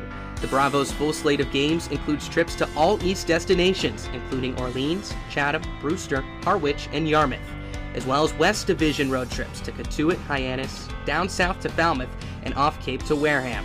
So wherever you are located on Cape Cod, the Braves will be in your area and are a can't-miss family fun activity. To see the Bravos' full schedule, head over to our website, bornbraves.org, and come join the fun. This is Josh Moylan, first baseman from East Carolina, and this is Born Braves Baseball. Last of the third inning, 3-0 Commodores your score after they picked up back-to-back jacks by Jacob Walsh and Peyton Stovall to give them a 3-0 lead here as we enter the bottom of the third inning. And Duran Watts-Brown has been cruising tonight so far. He's faced the minimum in his first 2 innings of work, has picked up 3 strikeouts on, how about this, just 24 pitches. And now he's got some cushion. You mentioned, Calvin, earlier in the broadcast, in each of his first 3 outings, all of them starts, Falmouth pushed across 1 run in each of those starts. Well, now they've matched that complete total here with 3. It's the first pitch to Roccaforte is a check swing, ground ball right side. Going to be a tough play for the first baseman in Walsh as he has to go quickly, but he'll shovel over to first for out number 1. So 1 pitch, 1 out is Roccaforte is retired. Yeah, another 1 pitch out. I mean, he's cruising right now. If it's not a softly hit ground out on the first 3 pitches he at bat, it's strike 3. So Watts-Brown in complete command of all 4 of his pitches in the strike zone. Here's Alan Espinal with 1 down. Appeal to first base umpire, and Patrick Burns said he did not go, wouldn't know the count. Espinal, part of a catching crew that has struggled offensively for the Braves this year. Of the 4 catchers in total, Leach, Proto, Frick, and Espinal, they're 6 for 60 with 4 RBIs. Between Frick and Espinal, the 2 active catchers, they're just 1 for 21. That 1 hit was an Espinal double just about a week ago, a hard-hit line drive into left center field gap. 1-1, weak wave and a miss on a good sweeping breaking ball. 1-2 the count. Espinal 1 for 13 in total this year, did drive in a run with a sacrifice fly. Looking to get something going here and get the Braves their first base runner. Watts-Brown continuing his quick pace, the 1-2. Misses outside, count evens up at 2-2. And for Watts-Brown, it's been mostly fastballs, it seemed, here early on. And again, a lot of very awkward swings from these Braves hitters. We saw Roccaforte check swing on a breaking ball down out of the zone. That misses up and away, ball 3, count runs full. So a good opportunity here for the Braves to get something going. The first time we've really seen Watts-Brown fall behind in the count. And again, just looking for base runners here. Again, down by 3, have plenty of time to work with in this ball game, assuming we can get through 9, permitting the weather. 3-2 is tapped softly, third base side. Halter's got to hurry. He scoops it up, throws on the run. That's in time to retire Espinal. 2 away.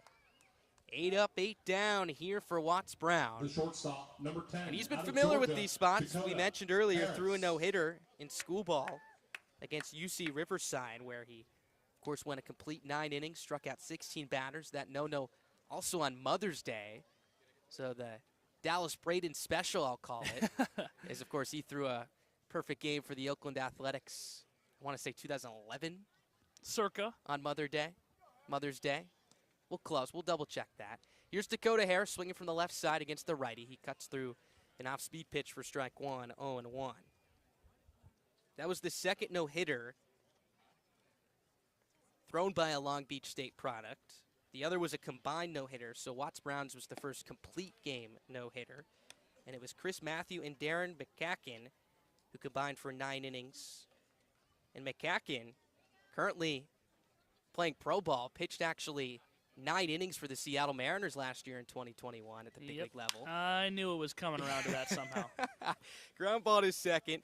Stovo's got it. He tosses over to retire Dakota Harris to end the inning. Fantastic work from Jaron Walls-Brown as he set down the order 1-2-3 here in the third. He's faced the minimum through the first time through the lineup. Right to the top of the fourth. All doors tonight. They lead it 3-0. Support the Cape League and its 10 teams. Our corporate sponsors are the financial backbone of the league. It is with their support that we are able to preserve our long-standing tradition of providing the best family entertainment here on Cape Cod free of charge. Oh. On behalf of the Falmouth Commodores, the Bourne Braves, league officers, and the entire Cape League family. T-Mobile is proud to sponsor the Cape Cod Baseball League. T-Mobile is committed to serve those who serve. That's why they go above and beyond for our active duty military, veterans, and first responders. Visit your neighborhood T-Mobile store or T-Mobile.com to learn more.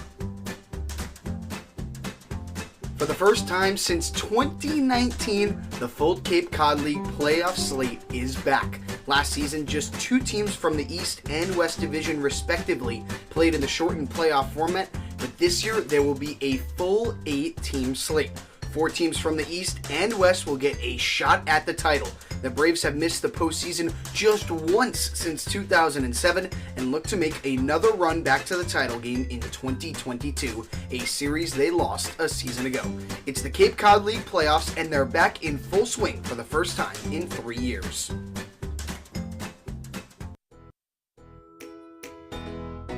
For the 11th straight season, you can catch Cape Cod League baseball on WEEI. The station will be home to 12 Cape League contests on the station's local affiliate 96.3 FM. The Braves will be on the airwaves twice in the regular season, first on July 3rd when the Bravos are in Wareham, and then on July 31st when Bourne welcomes Falmouth to Doran Park. Catch the Braves on live radio, but you can always watch or listen to the team live on the Bourne Braves YouTube channel. Just search Bourne Braves. As a proud sponsor of the Cape Cod Baseball League, the Mass State Lottery is celebrating the games we love playing. From the Baseball Diamond to the many lottery games that help support all 351 cities and towns across the Commonwealth. So here's to 50 years of winning and 50 more. This is Ryan Fisher, right-handed pitcher, New Jersey Institute of Technology. Go Bourne Braves. Top half of the fourth inning, 3-0. Commodores, your score is the night is now done for Cade Grundy after going 3 innings, allowing 3 runs, including the 2 long balls back in the third. He'll make way to the left-hander, Will Sandy, out for his second outing of the summer. And Sandy was the guy on the mound when Hyannis scored those 5 runs in the 8th inning against the Braves back on, what was that, Tuesday last week? Had to have been. The 28th. Sure, Tuesday last week. He got the loss, allowed 3 earned runs, 4 hits, 5 runs came across home plate against Sandy. Did throw a clean inning, but ran into a lot of trouble in that 8th. Granted, a couple of unfortunate bounces, 2 of those runs unearned by the big Chris Brito error. That could have been a double play. But Falmouth seeing Sandy for the first time as the Commodores have sent 17 batters to the plate. The Braves only 9 through 3 innings. Here's Luke Boyers. He takes a strike on the outside corner. 0-1 the count. And for Sandy, that was a difficult outing for him. The Braves actually led that game 1-0 against Hyannis going into that 8th inning. But then, after a couple of errors and a couple of misplays, 5 runs came around to score again. As you said, just 3 of those earned runs to pin Sandy with the loss in his Braves debut. He was working with Espinal then. He'll work with him again as the next pitch is cut on a miss for strike 2. Boyers 0 for 1, grounded out to the first baseman Brito for out number 2 in the second inning. Now 0 for 14 to start his summer season. Has just reached base twice, both via the walk. The guy who in 25 games at TCU, or I should say at TCU, hit .250. Launched 6 homers, 37 RBI, stole 11 bags as well. So some good speed here at the bottom of this Commodores lineup. 2-2 the count here. Sandy's pitch is on the outside corner for strike 3. That is the 7th time already that the Commodores have punched out tonight as Sandy inserts himself into the game with a K. And Boyers is just struggling at the plate right now. 0 for 15 to start the Cape Summer. He's in a rut, and Sandy says, if you're not hitting the baseball, I'm going to roll through you and drop this backdoor slider that hits the outside part of the plate and ring you up for strike 3. So that'll bring up Alex Mooney in the top of the lineup here for the Commodores as they look to continue to add on here. Again, this sort of an offensive homecoming for them. After entering tonight, having just scored 2 runs in their last 35 games. Again, collectively as a team, hitting a .177, which is good for last place in the league. 1-0, chased on and missed for strike 1. Count evens up. Last in on base at a .271 clip, 9th in slugging. They're tied with Chatham for the most strikeouts in the league with 189. Again, we're trailing Chatham by just 1 in that category entering yesterday. As Braves pitchers last night struck out 7 Chatham batters, 3 of those from Furtado, the other 4 to Mason Pelio, who was really good last night. Really good. 4 scoreless innings from Pelio. Really put his stamp on that game. The 2 runs came against Furtado. 1-2, got him swinging, back-to-back punch-outs, make that 8 now for this Falmouth offense. And Chatham, when they put runners on base in the 9th inning, that was against Willis, the Braves' new arm from UConn. And the first runner in that inning, who went to second base immediately off the error by the third baseman Peck, was obviously a guy who, if he would have crossed home plate, would have been an unearned run. Pelio would get the win. Again, that is 4th outing of the year. Fastball was sitting around 95 to 97. His breaking ball, I think, may have been the better pitch yesterday. Was inducing a ton of strikeouts for him. And again, it just looked like some very uncomfortable at-bats, to say the least, for that Chatham offense that also has been really looking to break out. For this Braves team that has faced some tough ball clubs, particularly Katuitt 2 times early on, they had to have the doubleheader and essentially a 3-game series against YD, who's been very good. A heavy diet of Hyannis games as well, who's been one of the hotter teams as of late. Good to see them get an opportunity to take advantage of a couple struggling teams. Of course, beat this Falmouth club back on Thursday and then beat Chatham 3-2. But here they are here in the top of the 4th inning, trailing by 3. Yeah, they so far have taken advantage, but they need to continue to take advantage. Falmouth, a team in the basement of the West Division. Moylan being tested again, has it played about straight up as he makes the catch for out number 3. Will Sandy, a fantastic inning of work as he sets them the side in order, picking up 2 strikeouts here in the top of the 4th. That sends us to the bottom of the 4th inning. Commodores lead it 3-0 here on the Braves Television Network. Keep up to speed with the Braves when you're away from Doran Park by visiting our website at bornbraves.org, and be sure to follow us on Twitter and like us on Instagram and Facebook. You'll be kept up to date all year long with the Braves. T-Mobile is proud to sponsor the Cape Cod Baseball League. T-Mobile is committed to serve those who serve, and that's why they go above and beyond for our active duty military and veterans. Visit your neighborhood T-Mobile store or T-Mobile.com to learn more. A night at the ballpark is one of the best ways to spend a summer evening with the family. With free admission to Doran Park and every field on the Cape, you can bring along the entire crew to experience a free night of fun at the park. Catch the best collegiate summer baseball league with the whole family all summer long, with tickets starting and ending at $0. To find the full Braves schedule, head over to our website, bornbraves.org. Hey, this is Ty Cummings, Braves pitcher from Campbell University, and this is Born Braves Baseball.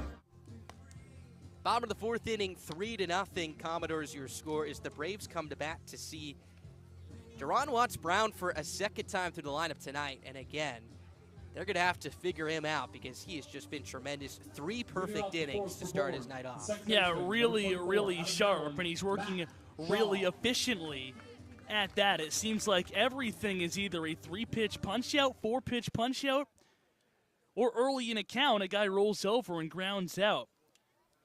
Here's Matt Shaw to lead things off. Has 3 strikeouts tonight and 6 ground ball outs. So you can take all the numbers and the metrics you want, but he's either putting it by you or making you hit it to the ground.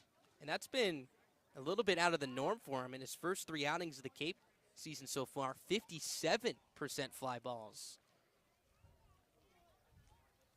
As Shaw will rope this right up the middle in a center field 4-base hit, just what the doctor ordered for the Braves. And Shaw now has reached base safely in all 12 games he's played in. He's picked up a hit in 10 of those as well. Good start here for the Braves in the 4th. It's all fun and games. They're going to face Matt Shaw for the second time around the order after you watched 8 of his teammates go down in order. And after he had to do some self-reflection after striking out on 3 pitches to start the ball game, wasn't waiting around that time, got a pitch he liked up in the zone and laced it up the middle for a base hit. And now Falmouth has to deal with the Braves' leading base steal around first base. He has 8 stolen bases this year, has been successful in 8 of those 9 attempts. It's the first pitch to Duffy is in there for a strike. Duffy grounded out to second back in the 1st inning. Now 3 for his last 22. The average now down to 316 entering tonight. Good for 8th in the league. As the pickoff throw to first base is in the dirt. Nice stop by the first baseman of Walsh, turning into a catcher right there just to block it and keep it in front of him. That whole shot first. Yeah, Walsh is having a good night, too. Turned into a catcher. A left-handed guy, probably never got the opportunity to play catcher. So every time he gets a half chance, too, he likes to take advantage, it looks like. 0-1 to Duffy. Breaking ball clips the top of the zone. 0-2 the count. We mentioned it on the radio side yesterday, but Duffy trying to get things going. We mentioned he's been struggling as of late. Shaved off the beard and just brought out the mustache, and it had an instant impact yesterday. Oh, yeah. Picked up an RBI single back in the first inning to left field, where the Braves got off to a really quick start. Again, 3 hits in that first inning. The 0-2 misses upstairs. Matching their line already that they had pieced together in 3 of their last 5 games. Again, a run on 3 hits has been the magic line for them. A run on 4 hits in their win against Falmouth the other night. There's another check over to first base. And it seemed that the Braves were going to have a big offensive night against the Chatham team that had been struggling. But after that first inning, 0 for 11 with runners in scoring position, 1 for 12 in total. Is shot dancing over there at first base. The pitcher and Watts Brown will step off. It's just so fun to watch Matt Shaw. Really, anything he does, but base running specifically. He just wants to be on the move. He's a spark plug as there's a nasty breaking ball that ties up Duffy and Knotts for strike 3. Strikeout number 4 on the night for Watts Brown. We saw Shaw get a little bit too aggressive in that first inning that we alluded to last night. It was first and third with 2 outs. And it was Carson Rockefort at the plate, and Shaw was backpicked at third base by the catcher and Hayden Travinsky. But besides that, I think Scott Landers will take it, erring on the side of aggression. You're going to run into some outs every once in a while, but Shaw's been a playmaker for the Braves at the top of this lineup. And again, it doesn't even always get recorded in the scorebook, just getting in some pitchers' heads. Again, when you have Shaw in your mind at first base, your focus is taken away from the hitter. All of a sudden, you're thinking about quick delivery to the plate, maybe try to get a fastball over there. As Malone will chop this into the ground, third baseman Halter plays on the high hop to second for 1. The throw over to first base won't be in time. 2 away on the 5-4 fielder's choice. And that time he got a pretty good jump, but stopped to bluff steal. And if he would have been going on the pitch, he definitely would have been in scoring position because the third baseman and Halter, his only play would have been to go across the diamond to first base. But with Shaw stopping and have to hit the restart button, he's thrown out going from first to second. And now Brennan Malone is over at first base. Let's see if the Braves like to send the new guy in motion. Malone 3 stolen bases with Brewster earlier this season. Again, the Braves just signing Malone a couple days ago after he's released by the Whitecaps on Sunday. A familiar face, in fact. Of course, the Braves playing those Whitecaps on Sunday in the twin bill. They were swept.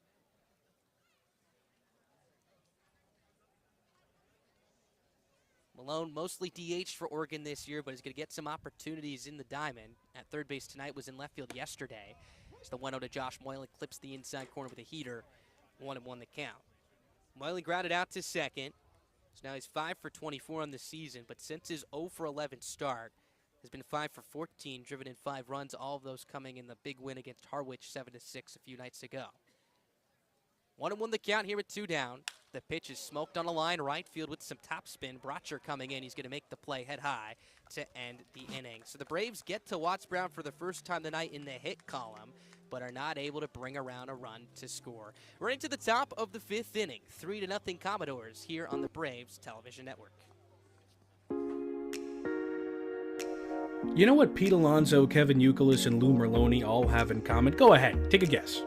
Yeah, that's right. They're all former Bourne Braves. The list of famous Bravo alumni is lengthy and it's growing fast. Take 2021 Major League Baseball first overall pick Henry Davis, for example. He was on the Cape just 3 summers ago, back in 2019. So make sure you don't miss out on watching the future stars of tomorrow today. Admission to all games at Doran Park and around the Cape Cod League is free. For the full Braves schedule, head to the Bravos team website, bournebraves.org. Did you know it takes $150,000 to field the Braves every summer? We are a non-profit, all-volunteer organization that relies solely on the donations of private citizens and local businesses. The Bourne Braves are a 501c organization, and all donations are tax deductible.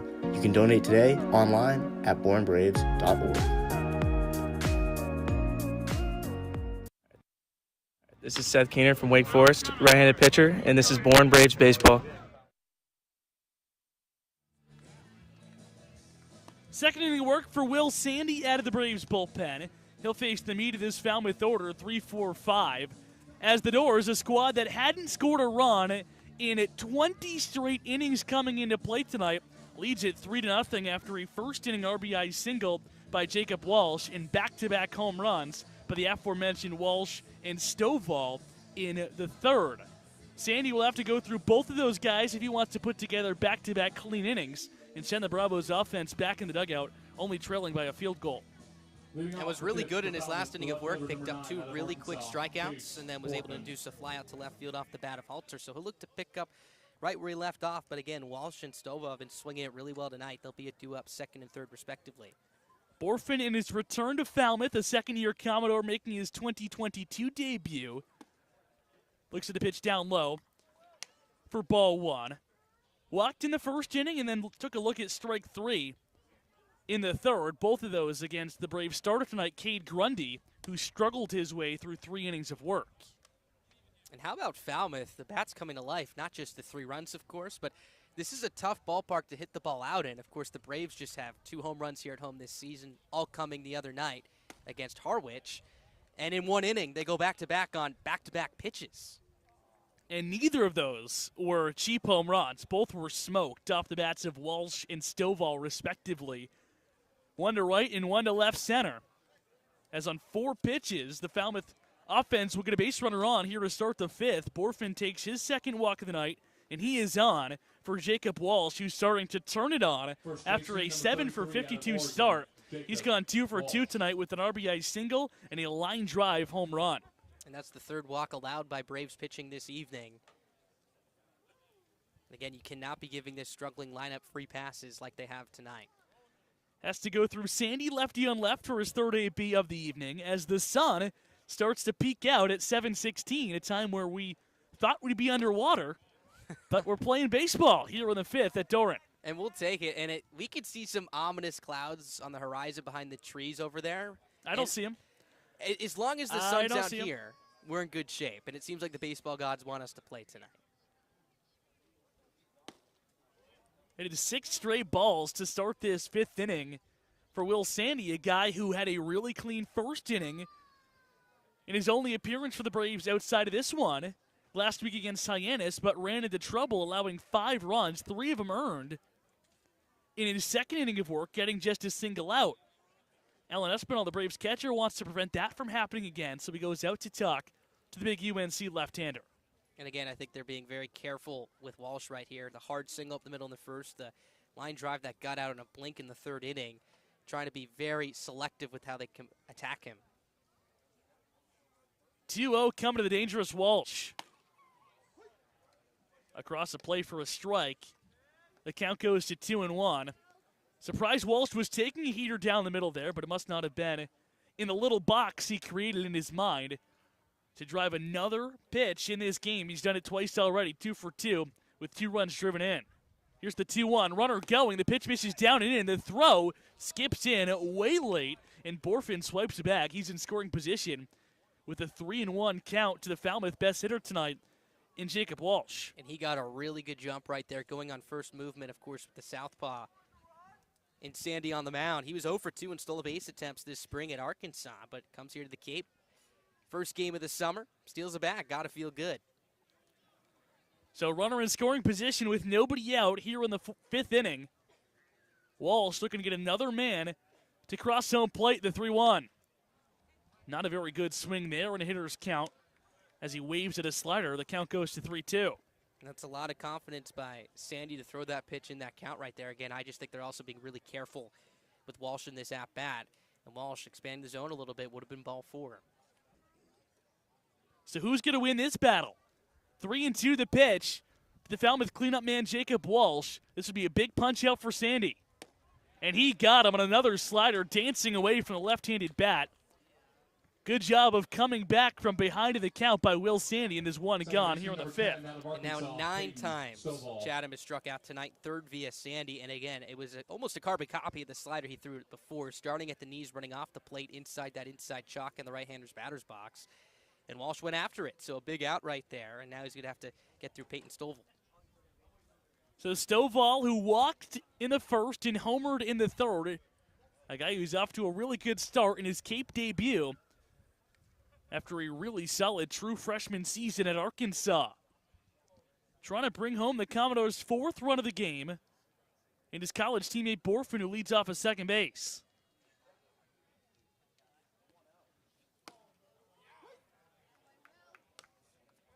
And how about this for Jeff Trundy? You insert Borfin and Stovall into the lineup tonight for the first time this summer. And, of course, Stovall with the walk and the home run, and then Borfin has reached base via the walk twice. So all of them collectively have reached base 4 times now and have produced a couple of runs so far for this team.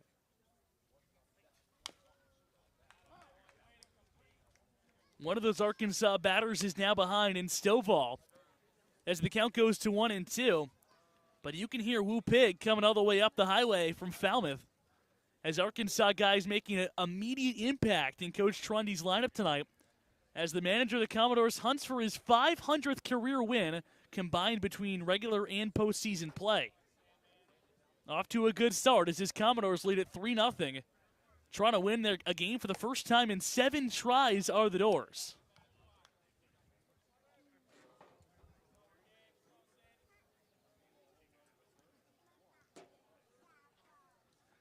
One-on-one gone here at the top of the 5th. The runner on second is Borfin. He walked and stole second base. The batter is his college teammate Peyton Stovall. The 2-1. Over to first. They'll do it again, 2-2.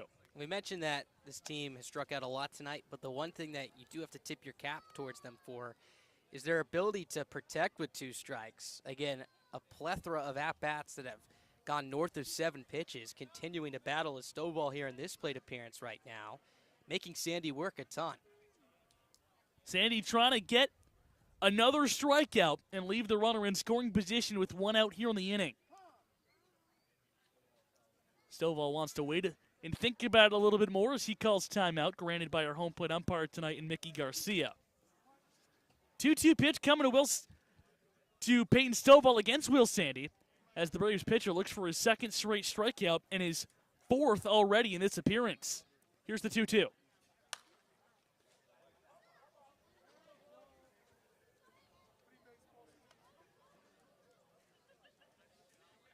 And once he gets through Stovall right here, you get the weaker part of this lineup in Collins, Britcher, Cozart, and Boyers. So he does have a base open right here if he wants to be extra careful. But then again, with 2 strikes right now, probably going to attack. Needs a big out. And then it'll be a deep sigh of relief once he gets to Collins, Britcher, and Cozart. 2-2 pitch. On the hands, here comes Matt Shaw. He fields on the run and throws out Stovall, the runner. In Borfin advances the 90 feet, but he's there with 2 gone here in the 5th. And that's a good pitch right there. Fastball running in on the hands, and he got Stovall to swing over the top of it. Soft tapper towards Shaw, who has been a vacuum so far over the last couple of weeks here for the Braves. And now moving over to the third base, of course, is Borfin, but Collins at the plate, hitting a .156 entering tonight, has struck out twice. A good spot here for the Braves to put another 0 on the board. Sandy has to go through Corey Collins, who's punched out twice tonight, swinging in the first and looking in the third, both of those against the Braves starter, Cade Grundy. Grundy struggled through 3 innings for the Bravos tonight and is on the hook. Will Sandy, the first man out of the Braves bullpen, pitched a 1-2-3 4th inning. Started this 5th frame with a leadoff walk, but has got back-to-back outs since. And this is the Sandy we saw back in that first inning, getting ahead really quickly, attacking that zone aggressively. Now he's well ahead, got a couple of good swings and misses on that slider from Jacob Walsh, another lefty. Has Collins at the plate ahead 0-2. Wouldn't be surprised if he goes back to that right here. That slider away from lefties has been really good in this outing. Sandy looking to get through a clean 5th inning, the 0-2. Goes to a heater and it misses up and away.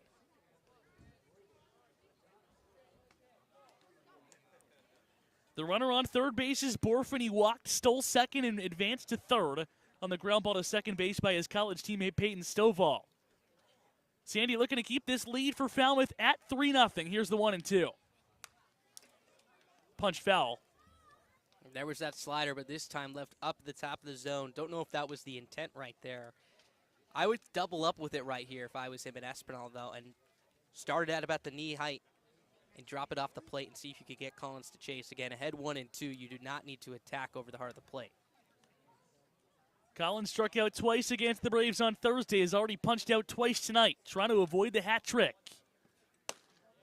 But he gets it as a dot on the outside corner, crosses home plate. Mickey Garcia rings him up, and Corey Collins is down on strikes for the third out of the 5th inning.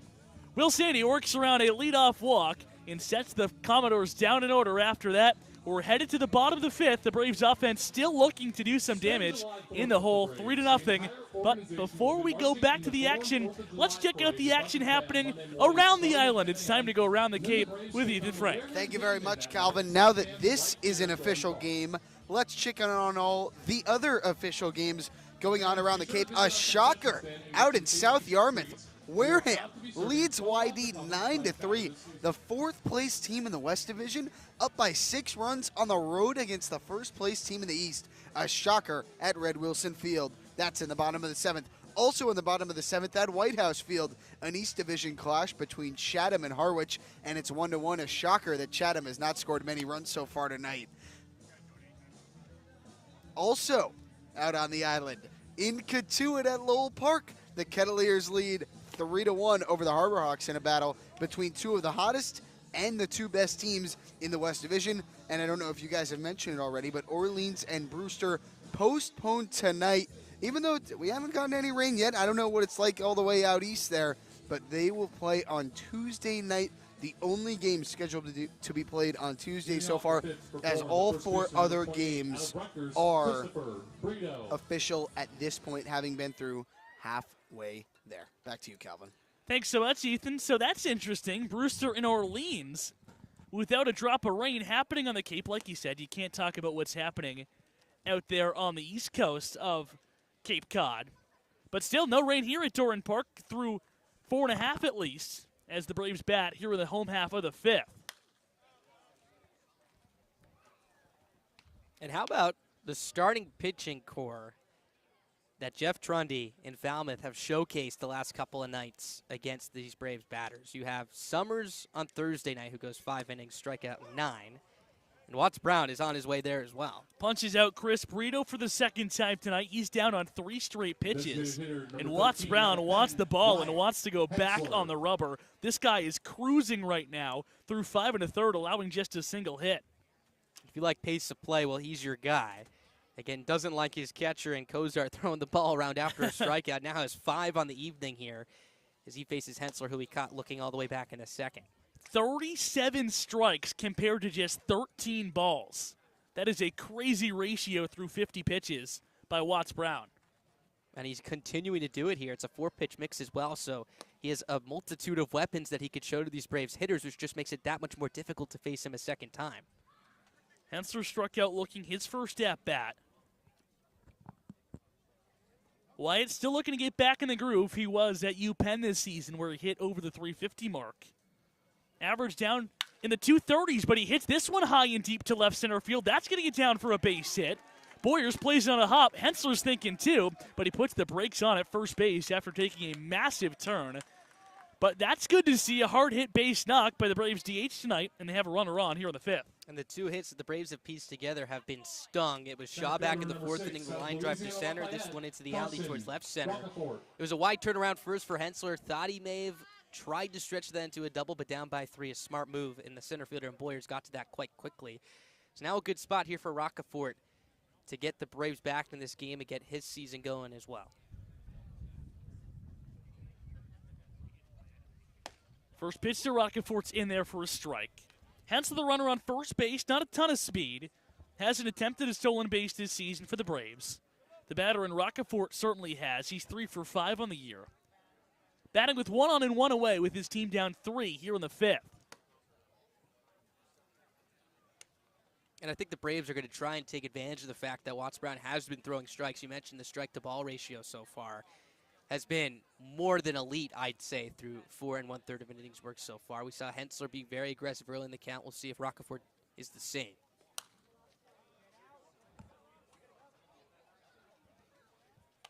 Rockford falls behind in the count here 2-1, instead 1-2. Grounded out to the first baseman in Walsh's first time up. Braves looking for some sort of rhythm here against Watts Brown, as not even a pitcher is stirring. No one's standing down to the Falmouth bullpen with one out here in the 5th inning. The 1-2 to Rockford. High and away, the count will leave it at 2-2. The Braves looking for their first runner in scoring position of the night so far. They only had 5 against Falmouth back last Thursday. Of course, the 1 run coming on the Shaw home run. Here we are halfway through this one, still looking for their first runner to reach at least second. Rockford completely fooled on an off-speed pitch. Takes a lazy swing at it, and he's down on strikes as Watts Brown, not phased by the 1-out single, comes back and attacks the Braves center fielder and punches him out. He continues to rack up strikeouts here at Doran Park. And that's his 6th. And Watts Brown, it's not the first time he's induced an awkward swing from Rockford tonight. Espinal tomahawks this to short. Mooney goes the short way to second base, and it's another quick frame as Falmouth pitching and defense have had the story of the night tonight. Add a couple of solo home runs and a base knock for an RBI to the mix, and the Doors lead it 3-0 with just 4 outs left here at Doran Park. Feeling lucky? Head over to the 50-50 table at Doran Park and play everyone's favorite ballpark game of chance. A different list of prizes are available every home game, and of course, half the pot is always up for grabs. Take it from me, my family played the 50-50 last season and won a gift certificate to a local ice cream shop, and I can tell you firsthand it was delicious. Check out the list of prizes over at the 50-50 table next to the concession stand and play the 50-50 today, because I'm sure there's a prize for you. For the first time since 2019, the Cape Cod League All-Star Game is back. On Saturday, July 23rd at 6:45, the best players on Cape will come together in Wareham and duke it out in an East Division versus West Division clash. In 2021, the Braves had a league-leading 9 All-Stars, but they weren't able to shine in the mid-season showcase. But now the game is back, and it will include your favorite Braves stars as well as the best talent from around the Cape. Your favorite team on the Cape is back in action. Now back to Bourne Braves baseball. Braves in a 3-0 hole as we start the top half of the 6th inning. Will Sandy has earned himself a 3rd inning out of the Braves bullpen, which is a really good sign for the Bravos after Cade Grundy struggled through 3. The left-hander in Sandy giving you some length in his second appearance in the Braves uniform. And that's what Scott Landers is going to need tonight. Again, there is a right-hander warming up the bullpen down the left field line for the Braves as we speak. But this is probably his inning to finish right here if he could get through it. Walked the leadoff batter in Borfin back in the 5th inning, and it seemed that he was going to get into some trouble just as he did back in his last outing against Hyannis, but then responded with a couple of strikeouts and a ground out off the bat of Stovall. And here he is now with a chance to get through his 3rd inning of work to overtake his season high of 2 innings pitched from his last appearance. Brutcher stung a single through the right side the last time he faced off against the Braves pitcher. That was Grundy back in the 3rd. Seeing Sandy for the first time, who delivers a first pitch strike to start the 6th inning. And now for Sandy, 22 strikes to 13 balls, so 35 pitches in total here. His second pitch of the 6th is by Brutcher, and the count goes to 0-2. And we talked about it the other night with Seth Keener, but the ability to have a stopgap guy that can go multiple innings for you, particularly in the middle of the game, that can hold this to a 3-0 deficit is huge for the Braves if they're going to come back into this one. Shaw on the run, makes the play, and one is gone here in the 6th. And no one makes it look smoother than Matt Shaw over there at second base again. Fielding this on the run, throwing on the run to first base, as smooth as butter to retire Brutcher. Sandy looking to get through the bottom 3rd of this Falmouth order. Just retired Brutcher, the 7-hitter. Now it's the catcher and Jacob Cozart, who's 0 for 2 on the night. Turns in and watches a first pitch slider miss inside. You mentioned the action in the Braves bullpen. Couple of guys standing around. One is warming, and that looks to be Cameron By, the Wichita State right-hander.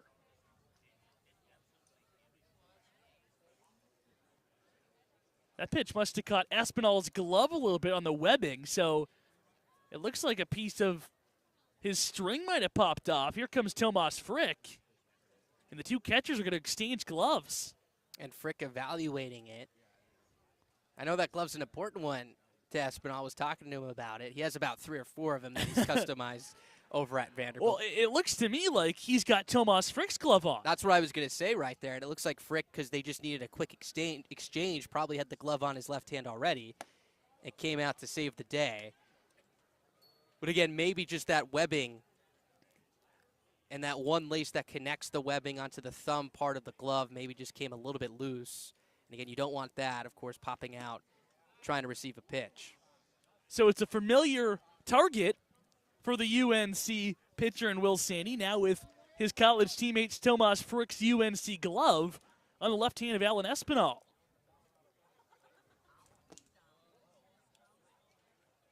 Sandy trying to get through 3 scoreless innings as the Braves are still in a hole offensively. Just 2 hits to their name on the offensive end. Sandy trying to hold down the fort on the defensive end. Here's the 3-1 pitch to Cozart. Pop foul out of play. And that blonde glove, obviously not his glove, at least from what we see up here, matches the unis pretty well, but I'm looking at Brendan Malone's green cleats over there at third base with the red high socks. And I guess if you like the Christmas colors. I was going to say, you got Christmas vibes? Christmas vibes. I don't know if it's my favorite combination right there, but again, Malone coming over from Brewster, coming over from Oregon, probably not trying to make the investment for a new pair of cleats for just a 20-game summer or so. But it's quite a look over there, I'll tell you that. Guess Cozart takes ball 4. Center fielder number 6. I would say not the worst combination. I mean, I can think of a color that goes worse with red.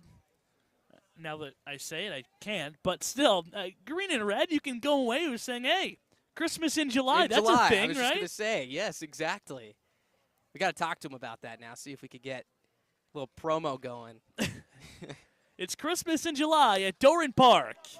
As off the end of the bat, Boyers lifts one into short right field. Shaw can't get it. Going first to third is Cozart. He's in there with a head first slide. And a light base hit puts runners on the corners here for Falmouth in the 6th.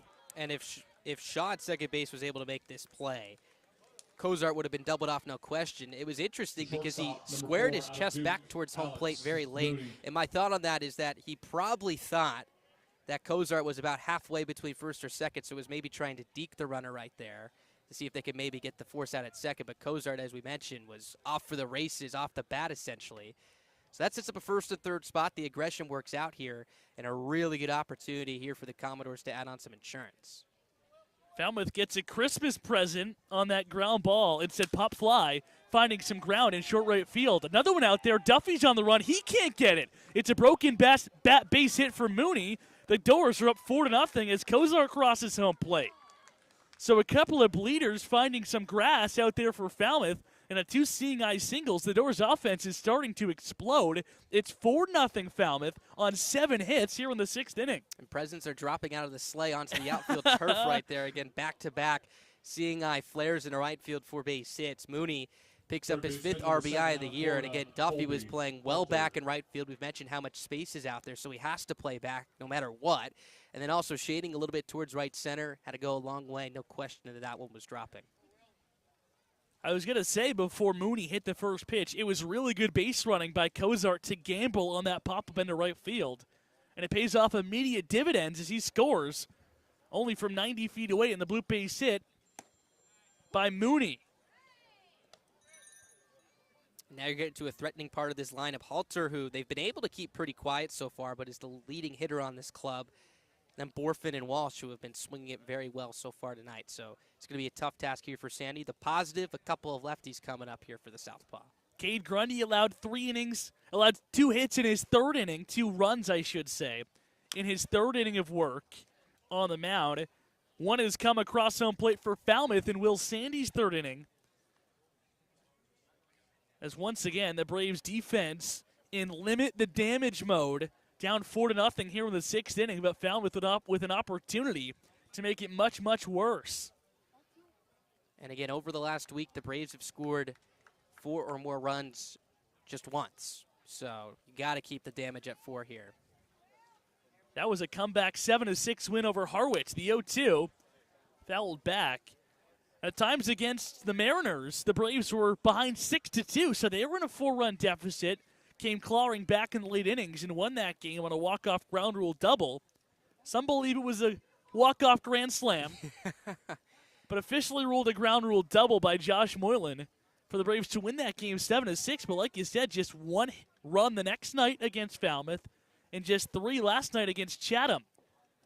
So the Doors a chance to potentially put the Braves away here in the 6th. The slider gets through Espinal all the way to the backstop, and now 2 ducks are on the pond for Colby Halter. And that's a tough pitch for Espinal to block right there. A slider spiked about 54, 55 feet into the ground. Had to range well towards his left as Sandy overthrew it. And that takes the double play out of the order and sets up a really good spot now here for Halter. The good news for Sandy, he's ahead 1-2, but a little bit less margin for error now. When ducks are usually on the pond for Gators, it's lunch. But for the Florida Gator and Colby Halter, it's runs he's trying to bring in. Here with 2 men in scoring position and 1 gone as Falmouth looks to extend their lead in the 6th. The 1-2. To the backstop once again through the mid of Espinal. It avoids him off the brick facade backstop. And that is a pass ball in the worst of situations as Falmouth on back-to-back balls to the backstop have another run across home plate. And for Espinal, who has been touted as one of the better defensive catching prospects in all of collegiate baseball, has had a really tough time receiving the ball the last couple of nights. There were a couple of miscues back against Falmouth on Thursday, and then we see him struggle to block a pitch just a couple of pitches before, and then that one, a fastball, about maybe at his shoulder height that he just whiffed on. And I don't want to make any excuses, but do you think maybe the new glove has something to do with that? Contact play on for Falmouth, play at the plate, Matt Shaw throws him out. Mooney trying to score, and a ground ball hit right at the Braves second baseman with the infield drawn in. He is punched out at home plate, and maybe, just maybe, that could flip a switch for the Bravos, who are in search of some momentum in the worst of ways, down by 5 in the 6th inning. And that was a nice play by Espinal as well, bouncing back. Again, this throw took him towards the first base side of home plate, so he had to reach across his body to receive it, and then reach across his body the opposite direction to apply the tag. You're almost blind in that situation, of course, as Moody's coming across the plate because you don't know where he is, and he just twisted and turned and was able to apply the tag on his front foot for a huge out number 2 to save a run. It's the second 4-2 putout of the season. And the first time it happened, we were like, okay, scratch that off the bingo card. Who would have thought just 9 games in, we could have parlayed 2 4-2 putouts? Absolutely, and the Braves will take it. Of course, there's a 4-2 putout, you're saving a run. So big stuff right there. So 2 are gone, 2 are in, and 2 are out as the runner goes for second. The throw down, not in time as Espinal skips it in. Borfin will have a runner in scoring position now as Halter swipes second base, his 9th steal of the season in 12 tries. And he's at the top of the team in that category. A team that hasn't particularly been aggressive this year so far, now has 2 on the night. You love to see Jeff Trundy, knowing his offense is struggling, trying to force some runs here, even with the contact play just moments ago, even though it didn't push across the run, doing whatever he can to try. 1-1 is hit down the first base line, just foul to the right side of the bag. That would have been extra bases and an RBI for Jacob Borfin, but instead, Halter has to go back to second base, and Sandy stays alive with 2 gone here in the 6th. And Sandy, it seems, is laboring just a little bit right here. Again, this is 3rd inning of work after going 2 innings in his last appearance, or I should say an inning and a third in his last appearance against Hyannis. Now, 54 pitches in total, 34 of them strikes, so he's been efficient, but looks like the Commodores piecing together some hard contact against him over the last couple plate appearances. Looking for his 5th punch-out of the outing.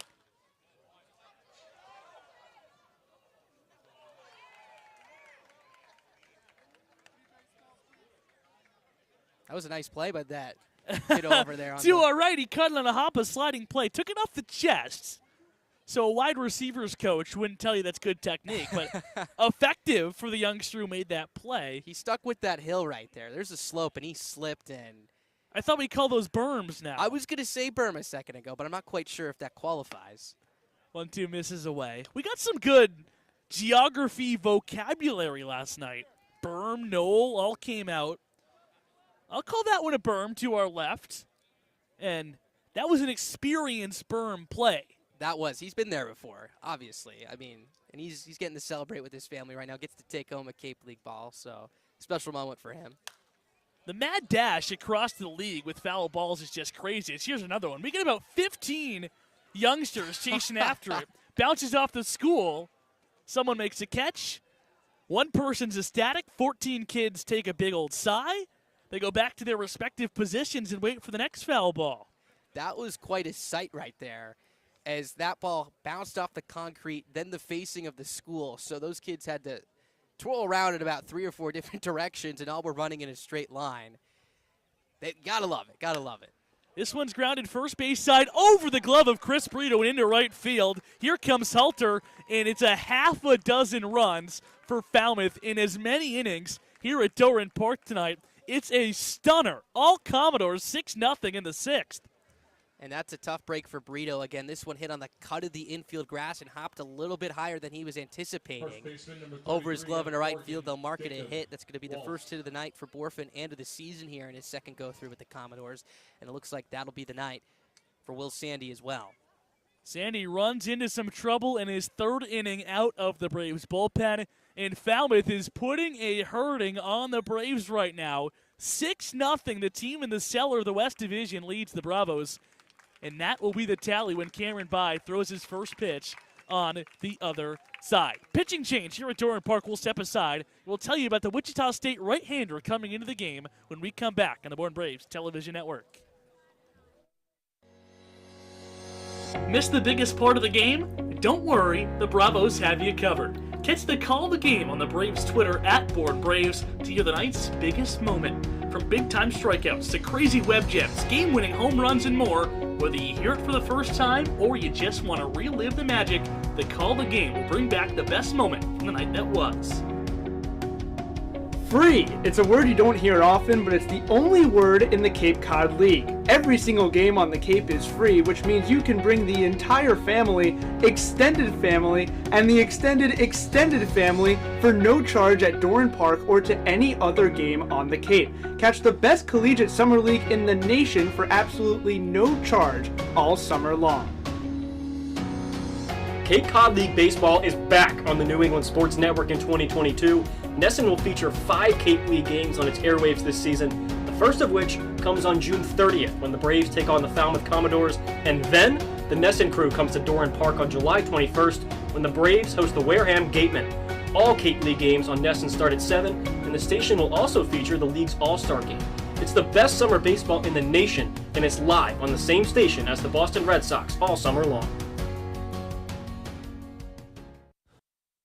The 2021 West Division champs are defending their title. Now back to Born Braves baseball. We had a head-scratcher here at Doran Park. 6-0 is the Falmouth lead. The team in the cellar of the West Division, in not only the standings, but in pretty much every offensive statistical category, has dropped a half dozen on the Bravos tonight. And Scott Landers has to go back to his bullpen. Here's Cameron Bye for his 5th outing of the summer. And through 5 2/3, this will be the 3rd pitcher he's used. This will be Bye's 5th outing of the season. Has not allowed a run. Has been very formidable so far. 3 strikeouts to 2 walks and 6 1/3 of an inning's work. Allowed just 1 hit on no runs. Picked up a punch out as well at Brewster back in game 1 of the doubleheader on Sunday. So he'll look to get out of this spot right here, and likely will get the 7th and then some. As Landers will probably try to stretch out as many arms as he can, down by 6. But he has to deal with this guy, Jacob Walsh, who's driven in 2 runs tonight and also stung a home run over the right field fence in the 3rd inning. That's with 1 on and 2 away in the 6th. Both of his hits in Walsh were against the starter Grundy tonight. Struck out in his only at-bat against the lefty, Will Sandy, who tossed 2 pretty good innings and then ran into a heap of trouble here in his 3rd inning out of the Braves bullpen in the 6th. The 1-0 from Bye clips the corner for strike 1. And I think Bye's contributions get slept on a little bit because 3 of the 4 outings he's pitched in have been losses. The other one was an 8-2 win, so a lot of low leverage spots for him. And if he continues to pitch at this rate, we'll see if Landers gives him some more high leverage opportunities. 6-1 innings of scoreless baseball is nothing to scoff at. trying to be a Band-Aid, though, once again tonight against a Falmouth offense who scored 6 runs in their last 6 games. But tonight, 6 runs in 6 innings. The sixes are out here at Doran Park.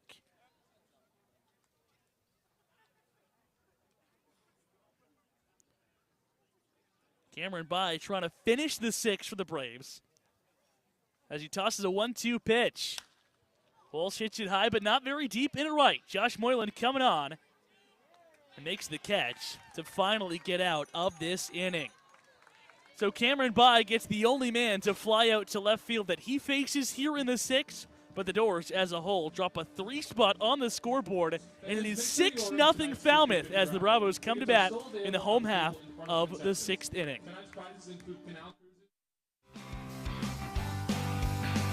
2021 was a historic season for the Bourne Braves. The Bravos captured the President's Trophy, given to the team with the best regular season record, and rode early success to the West Division title and a trip to the Cape Cod League Championship Series. Now in 2022, the Braves are back and look to replicate the success from a season ago without many of the faces that got them there. It's a whole new season of Bourne Braves baseball. Check out the full schedule on bournebraves.org and come join the party at Doran Park. The Bourne Braves have enjoyed a long history of offering internships to college students who have worked in a myriad of capacities and performed any number of duties for the organization. Interns support everything from public relations, fundraising and concessions, to field maintenance, internet broadcasting, and baseball operations. The Braves will begin accepting applications for the 2023 season in September. Those interested should visit bournebraves.org. Let's take you back out to the ball game. It's time for more Bourne Braves baseball.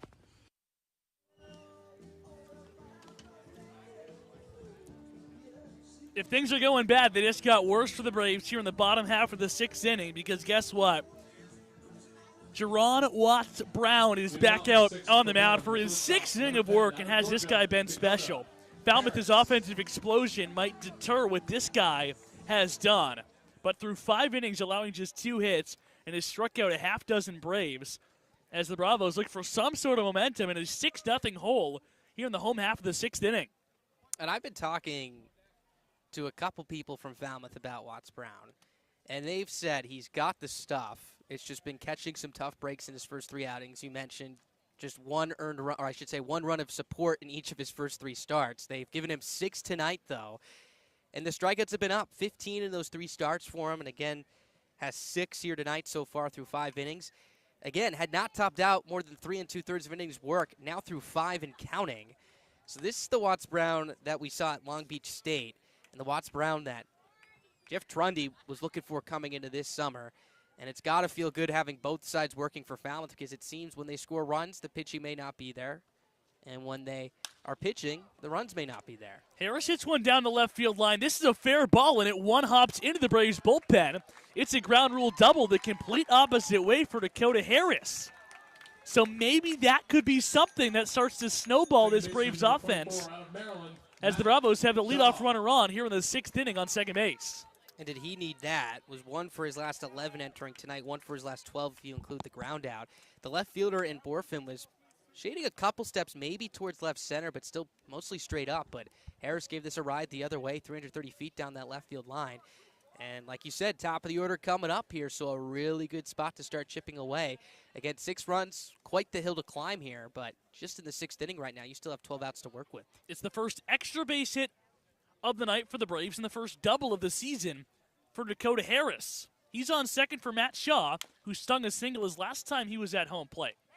Not only that, but the first runner in scoring position this evening for the Braves as well, so a really good spot to get something going against Watts Brown, who has been essentially spotless this evening.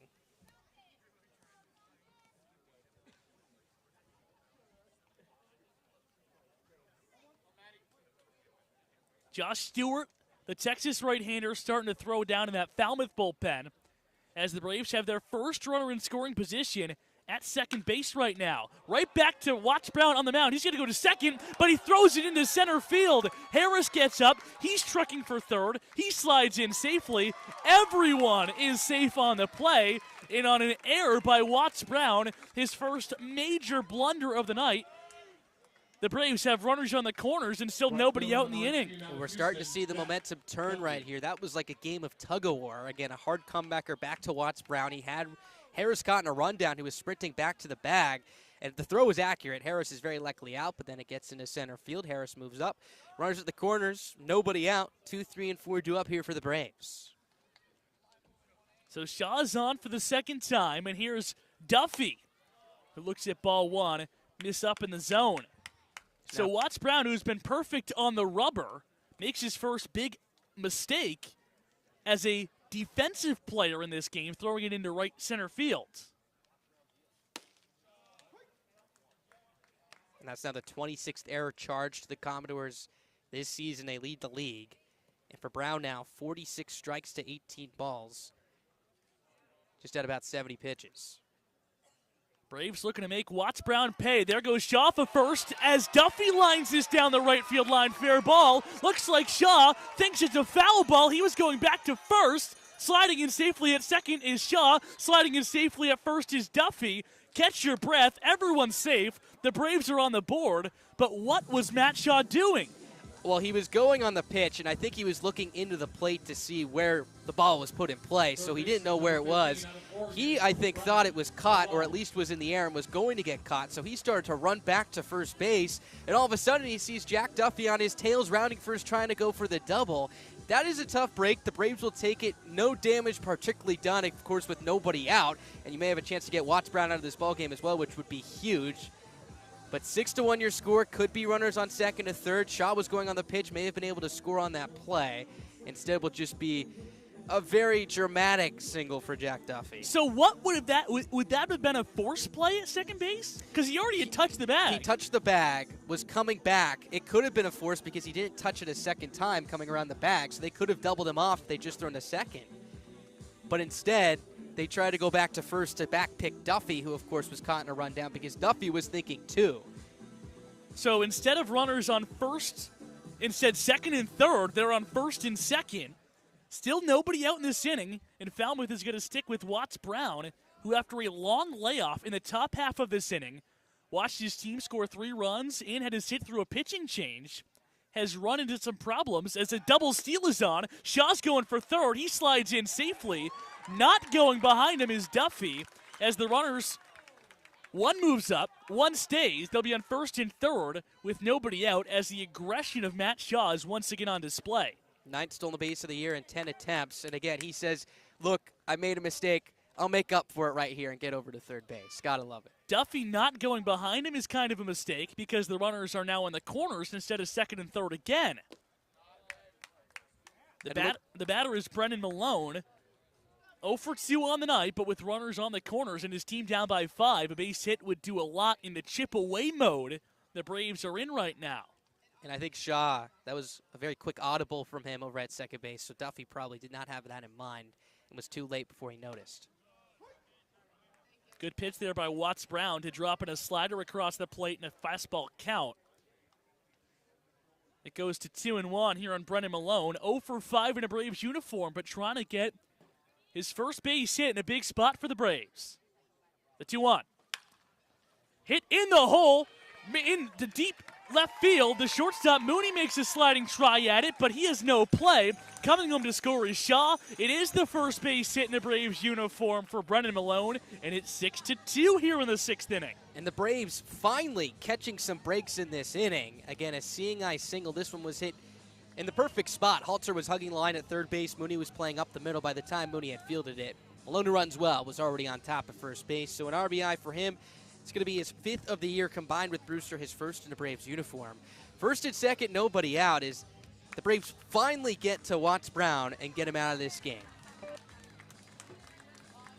4 straight base runners to start the 6th inning. Chases Watts Brown, who was exceptional through 5 innings tonight, but ran into some problems in the 6th. The Texas right-hander Josh Stewart is coming on, and he inherits a big spot with Braves on first and second, and still nobody out in the 6th. Don't go anywhere. This is Born Braves Baseball on the Born Braves Television Network.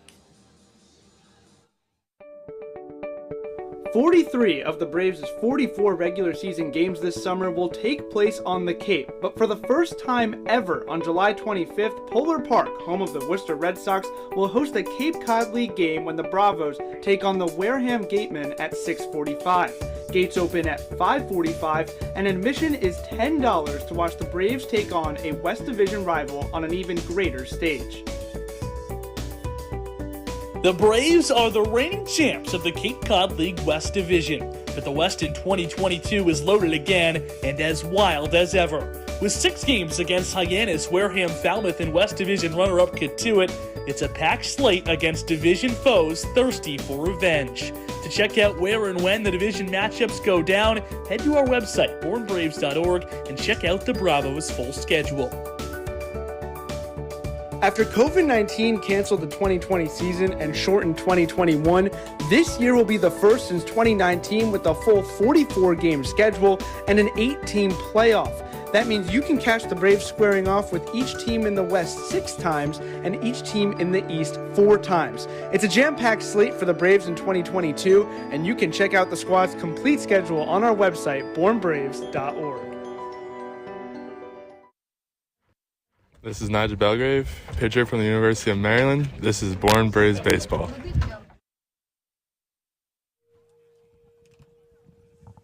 Hold everything. We get a ball game at Doran Park, 6-2, after the Braves are showing some signs of life here in the 6th inning, trying to claw themselves out of a 6-0 hole. They've chased Watts Brown out of the game, who was really good through 5 innings for Falmouth, and here is the Texas hurler, Josh Stewart. This will be his second outing of the year. First one was on the 29th against Hyannis. Went 2 innings, 2 hits, no runs, no walks, 1 strikeout. And again, first and second, nobody out. And you have Moylan coming to the plate right here. You've got to take advantage of this situation. Of course, the 2 runs are nice, but down by 4. You're running out of opportunities, just 12 outs to work with in this game. This is the inning it has to get done for the Braves, especially with 4, 5, and 6 due up now. Nobody out, 2 runners on. Duffy's on second. He singled into right field. Malone is on first. He singled deep in the hole. And after a dive by the shortstop Mooney and no play, both of those hits drove in runners. As now here is Josh Moylan, a guy who crushes right-handed pitching, to face the righty Stewart. As an East Carolina Pirate goes up against a Texas Longhorn. The 2 squads have battled to a 3-game series in the Super Regional in Greenville this year. Texas won that battle going to the College World Series. But Josh Moylan ahead of this battle, 2-0.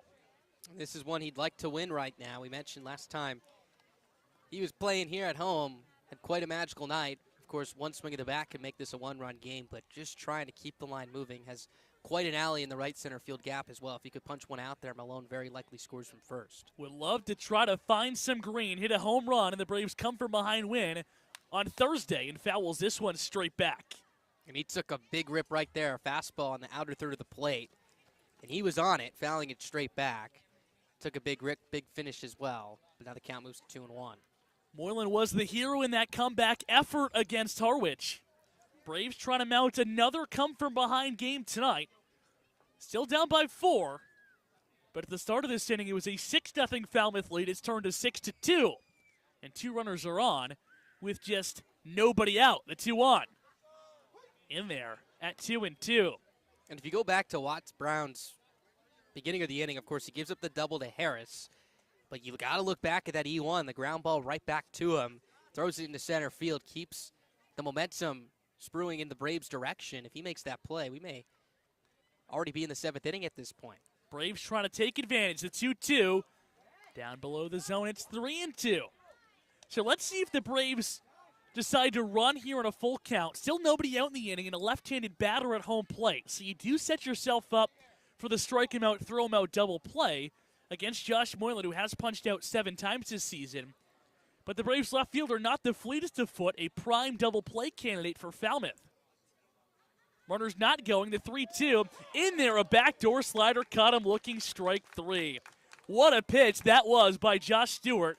And Moylan is retired for the first out in the 6th inning. And he wins the battle of the Joshes right there. A nasty backdoor breaking ball in a huge count. A lot of confidence in that pitch because if he misses, of course, loads the bases up for what would have been the tying run in Brito. And now the Braves really got to get something cooking here. Brito, a good double play candidate as well. Can Brito break the big-time rut he's been in? 1 for his last 21 at the plate. The one was a home run on Sunday against Brewster. But would love just a base hit here to try to keep the line moving as the Braves try to claw themselves back out of a 6-0 hole. Stewart has fallen behind the first 2 batters he's faced right here, so good count for Brito to get something to hit. Still leads the lead in walks with 14, and despite entering today, hitting a .192, still getting on base at a .377 clip. Has a good count to do damage here. He's ahead 2-0 on the Falmouth right-hander Josh Stewart. Here it is. Bounce down the third baseline, fair ball over the glove of Halter. Duffy comes around to score. They're going to put the brakes on Malone. It's an RBI double for Chris Brito, and the Braves have the tying run coming to the plate with 2 gone. Instead, 1 out, just 1 out here in the 6th. And here we go, 3-run ball game now just with the snap of a finger. And Stewart got the ground ball he wanted. Probably would have been tough to turn 2. This was a difficult play for Halter right here as it was an in-between hop to his backhanded side. But it gets past him in left field. So now, as you said, the tying run coming to the plate in Wyatt Hensler. And wind's blowing out to left field. He's been sitting on one for a while now. Boy, oh boy, would it be a big one if he could leave the yard right here. Hensler got a really good piece on a line drive single in the left center field alley his last time up. He represents the tying run suddenly, as the Braves have matched Falmouth total from the top of this inning with 3 runs. Still just 1 out and 2 runners in scoring position. Stewart's first pitch. Below the zone for ball 1. Hensler on the season with 4 runs driven in. Looking at number 5 and number 6 waiting on the bases as the Braves try to come out of a 6-0 hole here in the 6th inning. Another count has gone to 2-0. Back-to-back counts, in fact, and both of those fastballs were just an inch or 2 off the plate.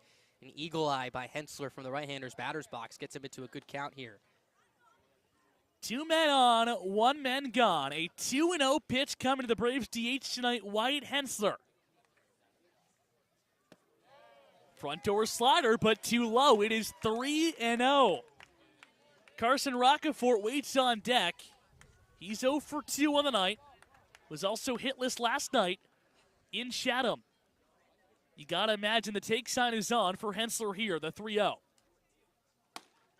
Taking all the way, Stewart puts a fastball across home plate. So the plot thickens here, 3-1. Wyatt Hensler suddenly represents the tying run in the home half of the 6th inning. Malone is on third, Brito on second. Here's the 3-1 pitch. Ground ball.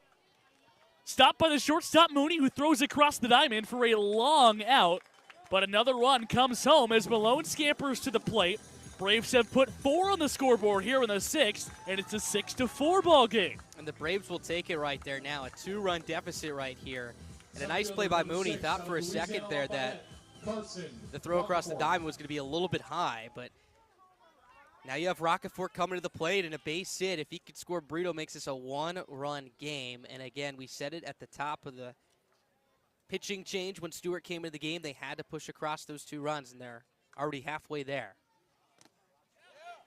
This one's in the dirt. Brito's going for third. The throw, not in time. And the aggressive Chris Brito gets 90 feet away with 2 outs in the inning. Gotta hope he's okay. Again, took him a second to get up. Now has both hands on his knees.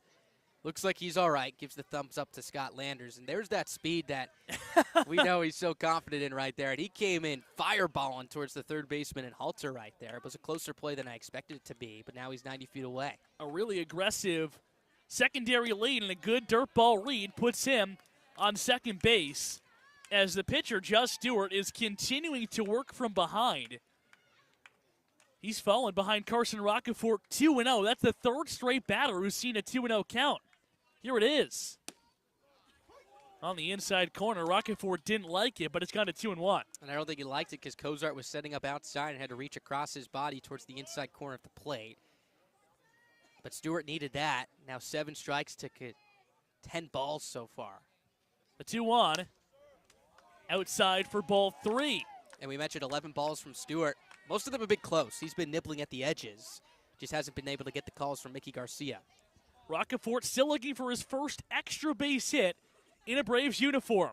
Good count to do it, 3-1. Fouled off his foot. The count has gone full. And he represents the tying run, has a wide open center of the diamond right now. The second baseman in Stovall playing deep in the 4-hole. Same story for the shortstop and Mooney towards the 6-hole. So even just a soft chopper up the middle is an easy base hit and an easy RBI here for Roccaforte. Brito doubled down the left field line. He moved up to third on a pass ball. Roccaforte looking to bring him home with 2 outs. The pitch. Foul tip into the mitt. Roccaforte fooled by an off-speed pitch there. And Stewart gets his strikeout and gets the Doors out of the inning, but not before. The Braves go for 4 runs in the inning and make this a game again at 6-4 as we move to the 7th on the Born Braves Television Network.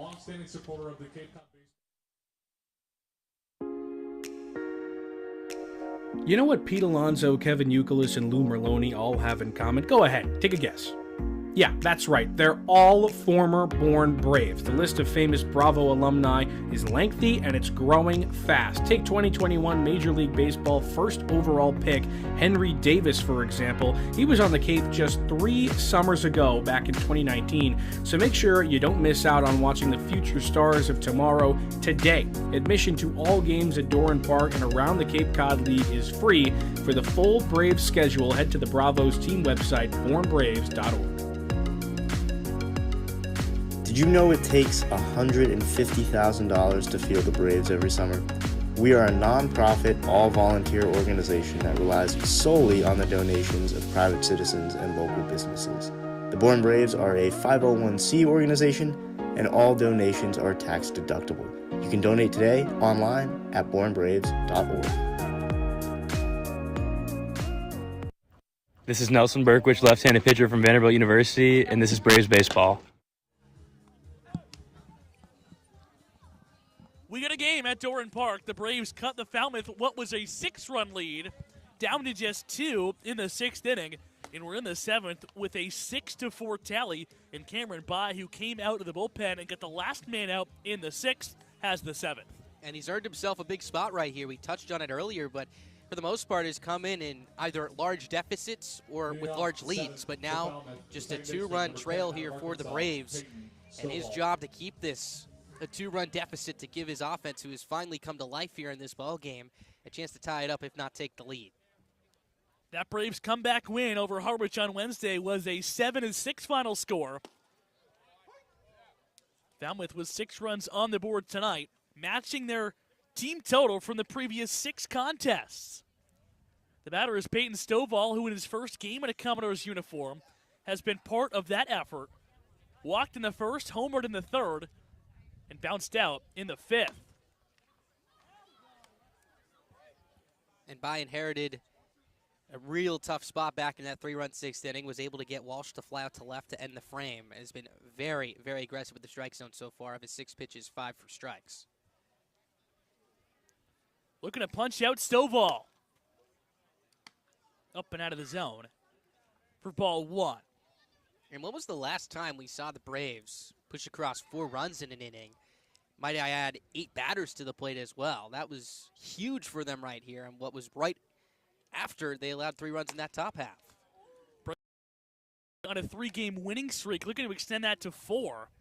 And it seems like the offense has really only come when the Braves have been trailing, especially over the past 3 wins. Absolutely, and it seems like they get just the amount of run support they need exactly over the last couple of nights. Of course, just a couple of 1-run wins. This one's hit hard, but a sliding play by Brito. He comes to his feet and makes the flip to Bye for a good-looking first out.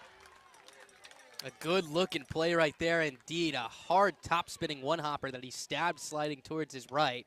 And again, it was a foot race to beat Stovall to the bag, but his flip was right on line to the covering pitcher and Bye for out number 1. So after seeing him steamroll into third base on the wild pitch, he's gliding to his right, sliding like a gymnast for a big out number 1.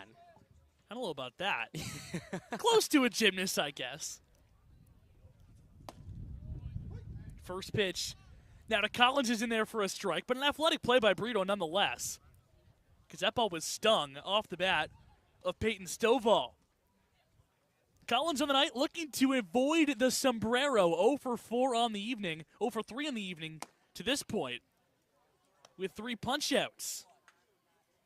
Struck out twice against Grundy in the first of the third. And was caught looking against Will Sandy in the fifth. Facing by for the first time. The 1-1.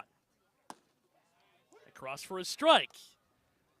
So Collins trying to battle here to prevent this from being a night to forget, especially when you're in the DH spot.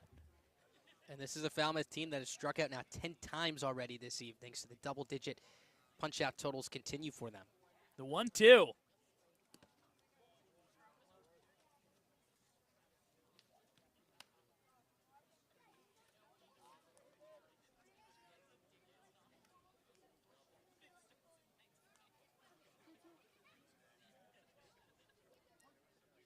By looking for his first strikeout of the night as he looks to keep Falmouth off the scoreboard and get the red-hot Bravos bats back in the dugout. The pitch popped up straight to us, right behind home plate. Oh, no. Oh, that's the closest we've been. I was so right ready back to make that play. to the broadcast booth, hit over our heads on a downhill slope, but it went just a little bit to our left, and it lands right in the chair. At first, I thought we had it on the fly, and then I see the roof behind us. And you said it earlier in the year, if we're going to get one, it's going to roll off the roof. Yep. And then it just had a little bit too much side spin and spun out of our reach. An unfortunate bounce. We would have had it in any other exciting circumstance. foul ball, because I was ready. I had stood up and turned around. Not going to have a chance on that foul ball. I felt the heart drop. But I'll tell you what, I'm happy a kid got it, because as we see another foul ball go off to the left side, we see a flurry of about 16, 17 kids chasing after it. So they need it more than we do, but it would have been a cool moment. Right back to us, though. That might not happen again. They call it a game of inches for a reason, I'll tell you that. Just a different angle on this roof. We would have had ourselves a foul ball. We talked a lot of geography last night. Now we got to talk geometry. I think we'll get one still. I mean, I actually thought that was going to come right to us. And we're both catchers. We've seen those shooters before right behind the plate. So I guess we got to go back to the game. The 2-2 pitch coming to Collins. By looking to punch out his first man tonight. But after striking out 3 times already to this point in the game, Collins is not going down without a fight here in this at-bat. And that's been the theme for Falmouth tonight. Back on Thursday night, they struck out 10 times as well. But again, those a little bit easier, if that's the right term, for those pitchers to get, talking about, of course, Edwards and Berkwich and so forth. But in this case tonight, if you're going to get a punch-out, you're going to have to earn it if you're a Braves pitcher. A plethora of ABs that have gone 6 pitches or more. 2-2 one more time. Just below the zone, it's gone full. And that was a really close spot, a breaking ball that maybe was just an inch or two below the knees. So Bai's really going to have to make a competitive pitch right here. 2-run game, top half of the 7th inning, 1 man gone. Bai looking for his first strikeout of the evening. Collins looking to prevent the sombrero. Here it is. Lost his bat, made no contact with the ball. It is the sombrero on the evening for Collins. And he has to walk back to the dugout batless as he threw his bat 100 feet away right to the Falmouth first base coach. Sombrero with an exclamation point right there. That's the 11th time a Commodore has struck out tonight. And if number 16, there's not a better definition for pulling the string right there, I don't know what is, because that bat went torpedoing towards the first base dugout. So 2 are gone here in the 7th. But without some excitement on a foul ball we almost caught. And then a line drive bat the Falmouth first base coach almost caught. Cameron Bai looking to keep this game right where it is after his offense scored 4 runs in the bottom of the 6th to make this what was a 6-run Falmouth lead all the way down to just 2. Braves with the momentum will send 8-9-1 to the plate in the home half of the 7th. People are continuing to lose things left and right as Bai loses his cap as he blows a fastball by Brutcher to even the count at 1-1. I think the wackiness of this inning just really personifies the wackiness of this entire game. I think we've seen almost everything so far. One, Falmouth taking a 6-run lead, which was not what anyone expected, I think, coming into tonight. But in that fourth inning, you see the base running craziness between Sean Duffy. This game has been a lot. It's been an a la carte evening at Doran. As Cameron By comes to home with the 1-2, it goes to 2-2. And they say good things come in threes. This inning, we've been very close to a couple of things, and 3 things have been lost. One was that pop-up foul ball right back to us. The bat was lost off of Collins, and then Cameron By lost his hat. The 2-2 pitch is lost foul over the Braves dugout, third base side. Ethan Frank, he was making a call for that ball. He's in my ear right now. Ethan Frank down the third base line with his bat, might I add. I wish we could get a shot of that. Ethan Frank was 20 yards from that ball. I just hear in my right ear. I got it. He just took the most unathletic jump of all time, too, down the third baseline. Here's the 2-2, swing and a miss, strike 3. So it's a quick 1-2-3 inning with not some excitement. As I fumble through that sentence, I'm going to be done talking. Ethan, take it away. Oh, thanks, Calvin. I've got my bat, and the Bravos bats are really heating up here right now. I was talking to some of the guys after Jaron Watts-Brown was just mowing through this Bravos order through 5 innings, what they needed to do to get things going here in the later innings. And obviously, 4 runs in the 6th, just keep on attacking. Evan Slate, last night's player of the game, told me it was just going after early pitches in the strike zone, fastballs early in the count. That's what Josh Moylan said. And these guys are just trying to attack right now. And with Falmouth deep into their bullpen, we'll see what the Bravos can do. They've got 9 outs to play with. Can they make a rally? Still not sure what the bat was for, Ethan, unless you do a live demo down there. Can you give me a swing? The one-hander. With the mic. With the mic. That's impressive. Ethan and I actually came out to Doran Park last week, and he hit 3 balls off the scoreboard, and you can see why with that swing. Did he? Wow. I'm going to need to see that with my own eyes. Well, it was weird because I felt like I saw it very vividly, and then my alarm went off at 7:30, and I woke up. Braves are going to put a couple balls off the scoreboard here in this inning. They're down by just 2 now as we play in the home half of the 7th. Falmouth, who opened up a 6-0 lead on 3 runs in the 6th inning, looking to hold on to a 6-4 lead and win their first game in a week. Their last victory came last week, 7 days ago, a 6-4 victory at the time. Since then, 0-5-1, scoring just 6 runs in that stretch. The pitching has been good for the Commodores, and it was good. Watts-Brown tossed 5 really solid innings, but things blew up on him in the 6th. So now it's up to the Falmouth bullpen from here on out to control this ball game against the Braves offense, who has found his spark late in this contest. Alan Espinal will lead things off. The Braves still looking for some production out of the catcher spot in the lineup. Max, you touched on it earlier. Braves catchers, I'll update it for you, are now 6 for 62 on the season. In the 2 active ones, and Espinal the batter, and Frick, the catcher that goes every other night with Espinal, are a combined 1 for 23. So the 2 platooning catchers are really struggling right now. The one is off the bat of Alan Espinal, is 1 for 15 in a Braves uniform. It was a double, though, for extra bases. And he was really aggressive his last time up, speaking to Ethan's point back in the inning break over there a couple of moments ago. Espinal jumping on the first pitch he saw, pounding out a ground ball to the shortstop and Mooney. But now ahead 3-0 here. Braves need base runners. Ooh. Inside, and it hit him. High on the upper back. Hope Espinal is okay. But if you're Josh Stewart on the mound, that is not a guy you want to put on base. The count was 3-0 anyway. So even if it didn't hit Espinal, it would have been ball 4. The Braves had their leadoff runner on as Espinal is a little frustrated. And Stewart puts the Braves catching position on, which is always a good thing for the Bravos offense. You never want to be hit on a 3-0 pitch. That one a fastball that ran up and in. And I think it got him on the front elbow guard, which is a good sign if that's the case. But either way, Braves need base runners. That'll take it. That'll send the tying run to the plate for Dakota Harris. It looks like we may be seeing a pitching change here. The Commodores are definitely going to have a conversation. And it looks like they will go back to the bullpen. So the Braves put the leadoff runner on here in the 7th inning, and now the tying run steps back up to home plate in the form of Dakota Harris on the other side. Pitching change here from Doran. It's 6-4 Falmouth on the Bourne Braves television network. The Bourne Braves will be holding youth clinics this summer.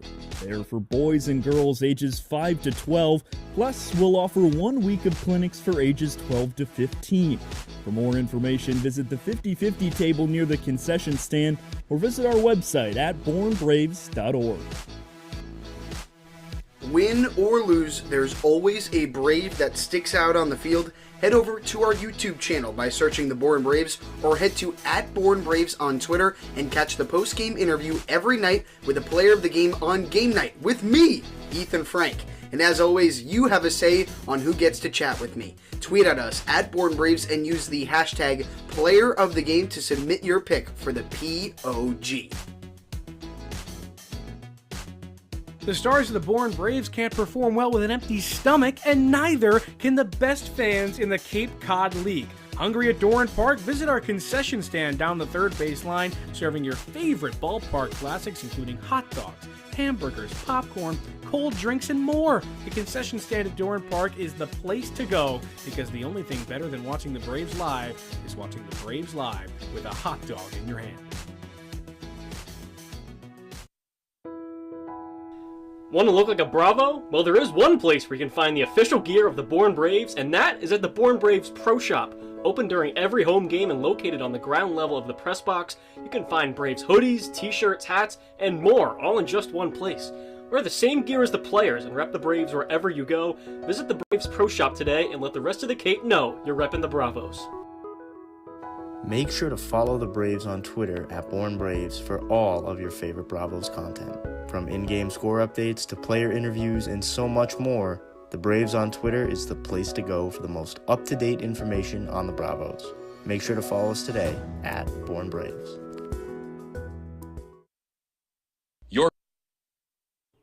On our way back to Doran Park, it's time for some more Bourne Braves baseball.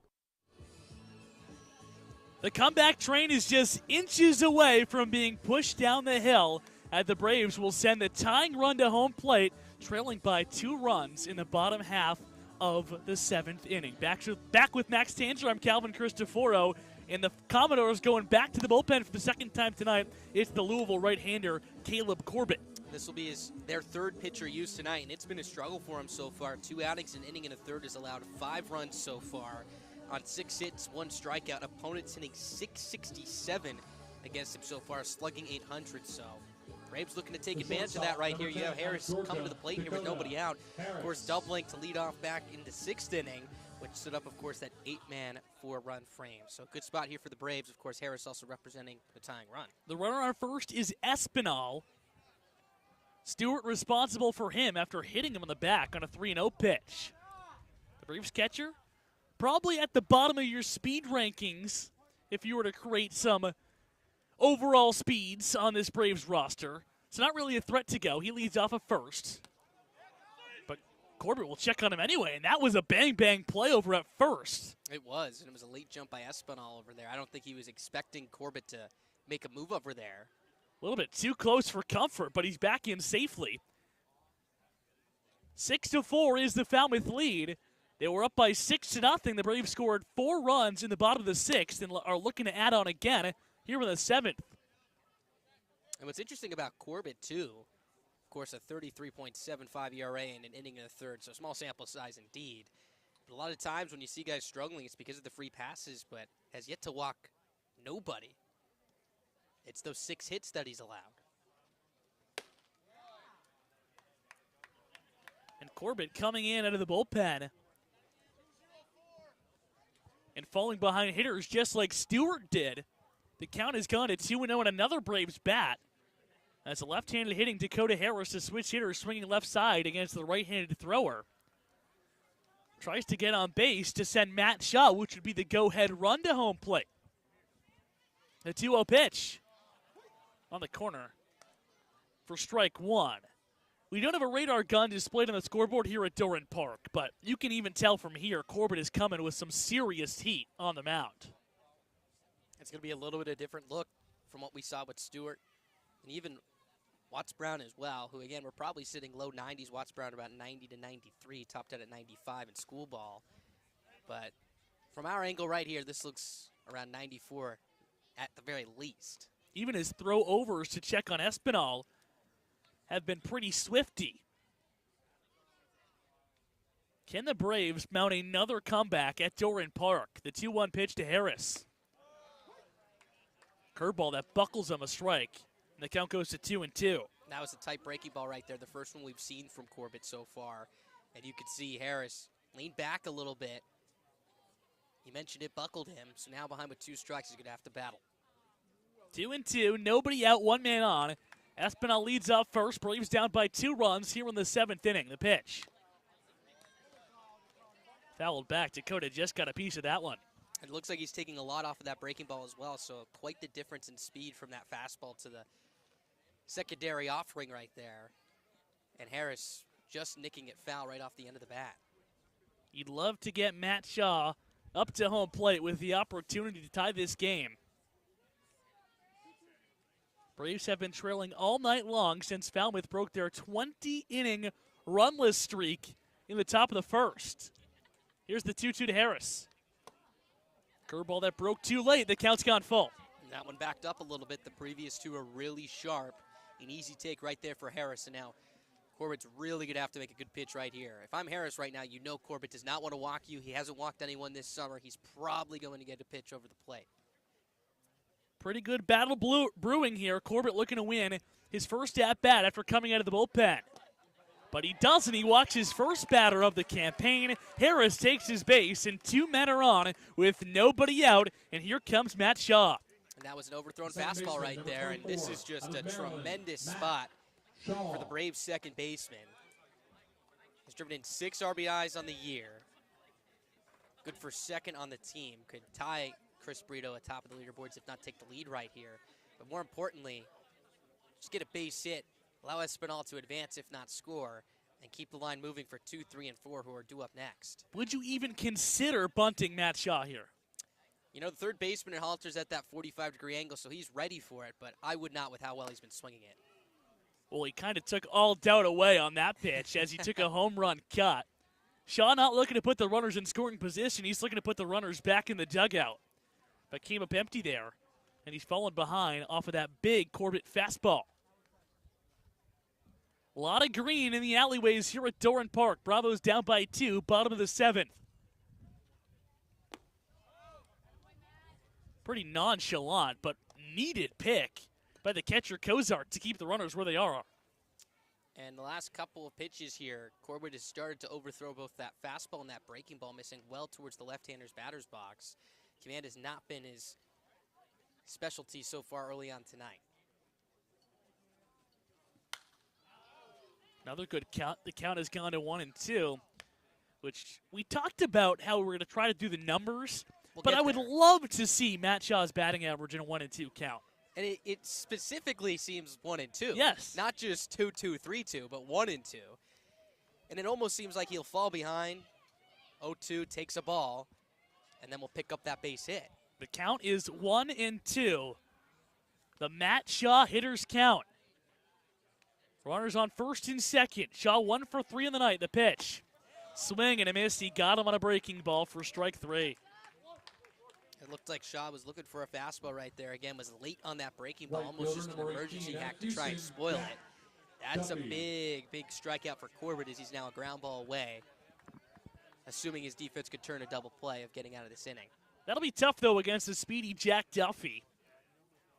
He was part of the rally in the 6th inning, hitting a line drive single that scored a run. Brought home his teammate Dakota Harris to score the Braves' first run of the night. Trying to get some more offense started up as runners are on first and second with 1 gun in the home half of the 7th. And Harris, representing that tying run at first base, has tremendous speed over there.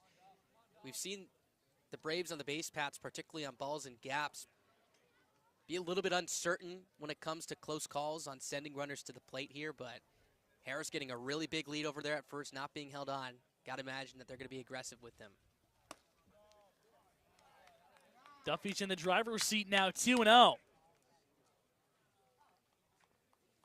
Duffy, who came out of the gates to a scorching start, for about a week or so led the Cape in batting average. Has cooled down a little bit, but still hitting well over the 300 mark. Trying to come through with his team down by 2 runs in the 7th inning. Hits this one on the ground, could be 2, to second for 1, on to first. Not going to be made because of the bubble by the shortstop Mooney. So Falmouth gets an out. Duffy reaches on the fielder's choice, and it's up to the first-year Bravo, Brennan Malone, to try to tie this game up. And again, of course, Malone would love to tie the game, if not take the lead. But at this point, after a first and second nobody-out spot, the Braves just at least need to bring Espinal from third base around to score. Trying to chip away now with 7 outs to work with in this ball game. Let's see how aggressive they are. Peck definitely a threat to steal, 3 for 3 on the season. With runners on first and third, with 2 gone, home half of the 7th inning. Falmouth thinking steal as Corbett tosses over and Duffy's back in safely. And Malone picked up that infield RBI single back in the 6th inning. Shortstop and Mooney still playing back, of course, with 2 outs, but maybe a couple steps further towards that 6-hole where Malone hit it last time versus when he was playing up the middle before. The former Commodore in a spot to come back and haunt his former team in the first game as a home player here at Doran Park for the Oregon infielder. Espinal's on third, Duffy on first. Braves down by 2 runs in the 7th. Off the end of the bat, nub to the first baseman wall. He's over, takes it to himself, and he touches the bag to retire the side. A disappointing end to what looked like a really good start to the 7th inning. Braves get runners on first and second with nobody out, and then neither of them come around to cross home plate. We're going to the 8th. Bravo's still down by 2 on the Bourne Braves Television Network. Attention fans, if you participate. T-Mobile is proud to sponsor the Cape Cod Baseball League. T-Mobile is committed to serve those who serve. That's why they go above and beyond for our active duty military, veterans, and first responders. Visit your neighborhood T-Mobile store or T-Mobile.com to learn more. For the first time since 2019, the full Cape Cod League playoff slate is back. Last season, just 2 teams from the East and West Division respectively played in the shortened playoff format, but this year there will be a full 8-team slate. 4 teams from the East and West will get a shot at the title. The Braves have missed the postseason just once since 2007 and look to make another run back to the title game in 2022, a series they lost a season ago. It's the Cape Cod League playoffs and they're back in full swing for the first time in 3 years. This is Wyatt Hensler, infielder from Pennsylvania, and this is Bourne Baseball. After Falmouth scored 6 unanswered runs to open up this ball game, the Braves have fought back with 4 runs in the bottom of the 6th inning, now trail 6-4 as we enter the top half of the 8th inning. Cameron Bai out for his 3rd inning of work here, trying to keep this a 2-run deficit. But Calvin, a good opportunity squandered there by the Braves, had runners on first and second with nobody out and were not able to push around a run to score. Yeah, we talked about it at the time. Was it a good idea for Matt Shaw to try to lay down a bunt and move the runners into scoring position? You don't want to bunt your best hitter. And I agree with the move by Scott Landers not to lay a bunt down there. But after Shaw had an unproductive strikeout, a fielder's choice by Duffy, and then a ground ball over to first base by Malone, the Bravos don't score a run in that 7th inning. And if Falmouth clings to this lead and wins this ball game, you're going to look back and circle that frame. Here's Jacob Kozart to lead things off, 8-9-1, due up against Bai.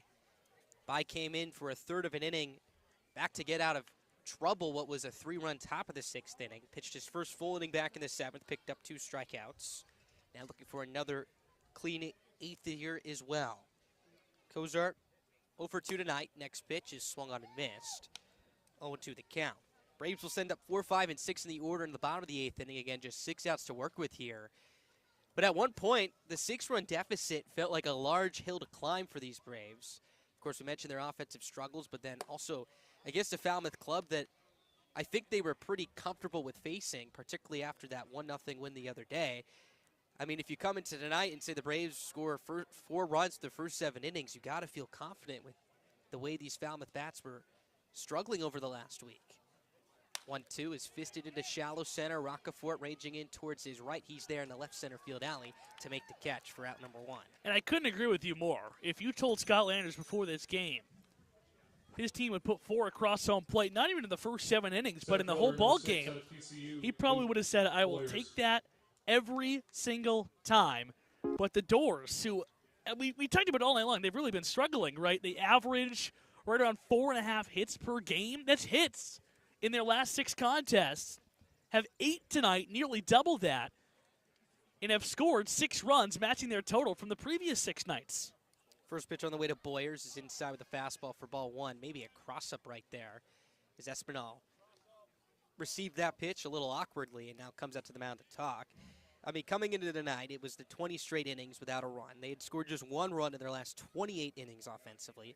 Over their last 3 games, 13 for 94 collectively. That's hitting a $138 with 33 punch-outs offensively and 102 plate appearances. So they were striking out in just about 33% of their plate appearances.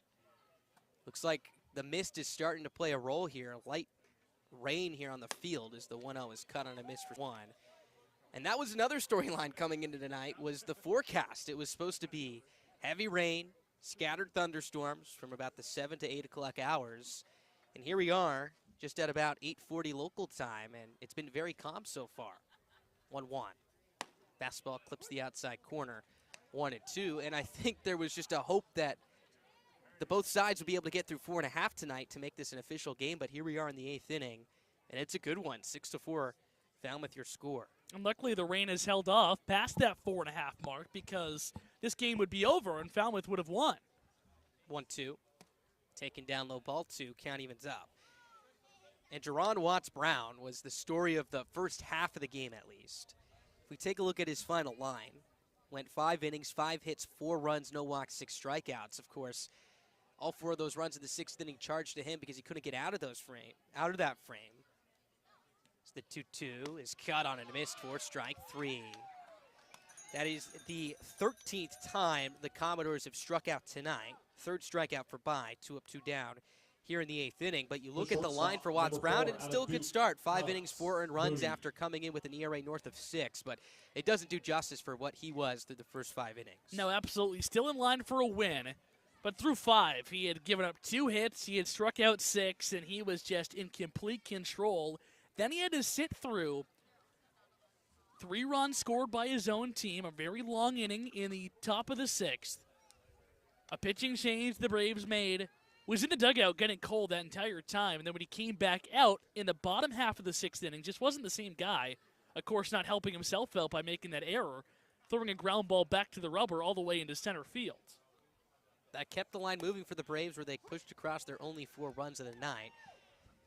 So they'll look to at least tie this game here. A very similar spot where they found themselves against Harwich last Wednesday where they had a 7-6 walk-off win. Josh Moylan driving in 5 with capped by the walk-off 2-run double.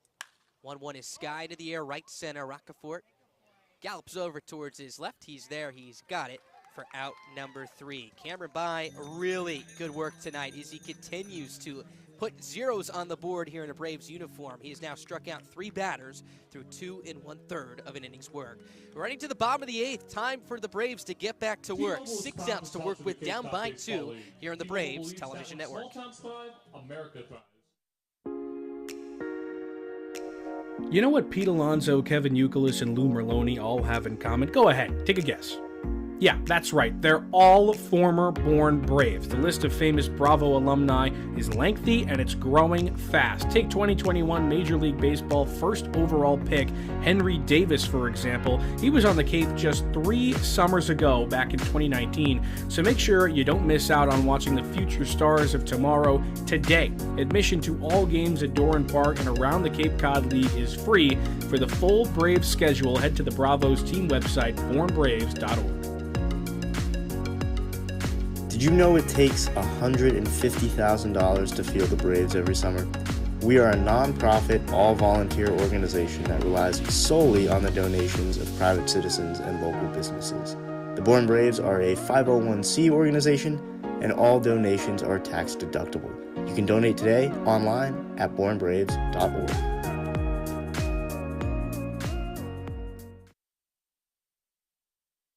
Cape Cod Baseball League is live. This is Born Braves Baseball. Bottom half of the 8th inning, 6-4. Commodores, your scores. The Braves look to put a dent in the scoreboard just as they did back in that 4-run six. They'll send up 4, 5, and 6. And Josh Moylan, Chris Brito, and Wyatt Hensler to the plate here. As Corbett comes out for another inning of work, and Corbett got into some trouble, inheriting a tough spot. Was able to get a ground ball off the bat of Duffy and a ground ball off the bat of Malone to end the inning and put a 0 on the board, where the Braves reached via the hit by pitch and a walk. Set up a first and second, nobody out spot. Anytime you get that from your 8 and 9 hole hitters to set up that spot for the top of your lineup, you'd think you'd be in good shape. So here comes Josh Moylan. He's 0 for 3 tonight. First pitch. Fouled straight back, 0-1 the count. You'd love to see Josh get going here.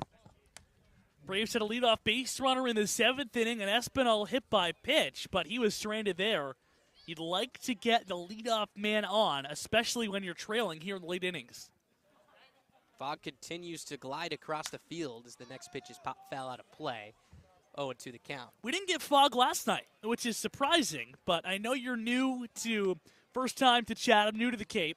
I had heard the stories about the Fogg there. But Veterans Field, home of the 5th inning Fogg, never came and never rolled in. We got through a pretty clear night last night. Pretty clear night for what was a dramatic thriller of a ball game. 3-2 win for the Braves as the 0-2 is upstairs for ball one.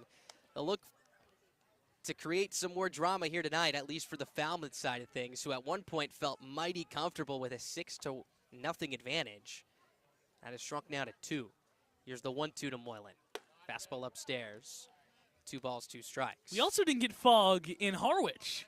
White House Field, a big Fogg place, especially when the Braves played there last year. Both the games at White House, the Fogg rolled in and heavy. It's playing a role tonight as the 2-2 is cut on and missed for strike 3. Moylan down on strikes for the 2nd consecutive plate appearance. First baseman, number 28, 1 up, 1 down here for Corbett in the bottom of the 8th inning, as now the Brito. Braves have 5 outs to work with in this ball game. So here's Chris Brito. As Calvin mentioned, his last plate appearance was 1 for his last 21, but hit a hard steamer down the left field line for an RBI double, bringing around the 3rd run of that inning to score for the Braves. So he's now 2 for his last 22, looking to find another hot streak right here. Again, in that stretch of 20 at-bats or so, that one hit was that mammoth Titanic home run against Brewster last Sunday that left the bat at 104 miles an hour. Wind completely still here, so he'll have to get all of one to leave the yard tonight. So the next pitch misses outside for ball 1. And the best part about the Brito home run was that his first one in Orleans didn't go as far, but was 1 mile an hour harder at 105 off the bat. But nonetheless, I mean, if you're hitting it north of 100 and 444 feet, you know you've got legitimate pop. And north of 440 feet. Feet, yeah. So both were blasts, both were no-doubters. 404 miles per hour. 404 miles an hour? That'd be fast. I'd like to see that. So the 2-1 is down low, ball 3. And I'm wondering if Chris Brito is even capable of hitting a wall scraper, because it seems like every home run we've seen, even in batting practice, goes out by 50 to 60 feet. And if you want to see 104 miles per hour, I'm fine sticking around and running some sprints after the game. Oh, really? You and Ethan going to race after this? Well, yeah. I don't think he would race. 3-1 is taken down away for ball 4, so Brito will work the walk. I only say that because it seems like Ethan is our Olympic athlete over there. He's taking swings down the Ethan is our Olympic athlete? I mean, at least we're setting it up. He's going to take down Matt Shaw on the basketball court. He's taking swings down there down the third base line. I'm ready to see him compete here. You're right. Challenging people to three-point competitions and taking one-handed swings are now the requirements to get into the Olympics. You're right. I should have thought of that. You should have. I'm disappointed that you didn't. There's going to be a meeting at the mound here. This may be it for Cozart, as it looks like the bullpen gate is opening down the right field line. Trundy is yet to make a call as he still conversates with his entire defense. Wyatt Hensler still due up here with 1 down. He's the tying run at the plate. And this is a long conversation And no surprise here, a big spot here for the Doors. He now points his right hand towards the right field bullpen, and that will be it for Cozart here as we sit with one down in the bottom of the 8th inning. Big spot coming up for the Braves as Wyatt Hensler will be due up when we come back, representing the tying run. We'll tell you who we'll be facing when we come back here on the Born Braves Television Network. 43 of the Braves' 44 regular season games this summer will take place on the Cape, but for the first time ever on July 25th, Polar Park, home of the Worcester Red Sox, will host a Cape Cod League game when the Bravos take on the Wareham Gatemen at 6:45. Gates open at 5:45, and admission is $10 to watch the Braves take on a West Division rival on an even greater stage. The Braves are the reigning champs of the Cape Cod League West Division, but the West in 2022 is loaded again and as wild as ever. With 6 games against Hyannis, Wareham, Falmouth, and West Division runner-up Katuitt, it's a packed slate against division foes thirsty for revenge. To check out where and when the division matchups go down, head to our website, bornbraves.org, and check out the Bravos' full schedule. After COVID-19 canceled the 2020 season and shortened 2021, this year will be the first since 2019 with a full 44-game schedule and an 8-team playoff. That means you can catch the Braves squaring off with each team in the West 6 times and each team in the East 4 times. It's a jam-packed slate for the Braves in 2022, and you can check out the squad's complete schedule on our website, bornbraves.org. BornBraves.org, the official website of the Born Braves, is your one-stop shop for everything Bravos. From directions to the ballpark, the full game schedule, team information, game recaps, roster news, and more. BornBraves.org is the place to go for information on your favorite team on the Cape. This is Born Braves Baseball on the Born Braves Radio Network. You can listen to all 22 Braves regular season contests away from Doran Park here on our YouTube live stream. Can't make it to Chatham? Too worn out for Wareham? Too busy for Brewster? Not to worry. Just search the Born Braves on YouTube, sit back, relax, and enjoy a summer night listening to your favorite team on the Cape.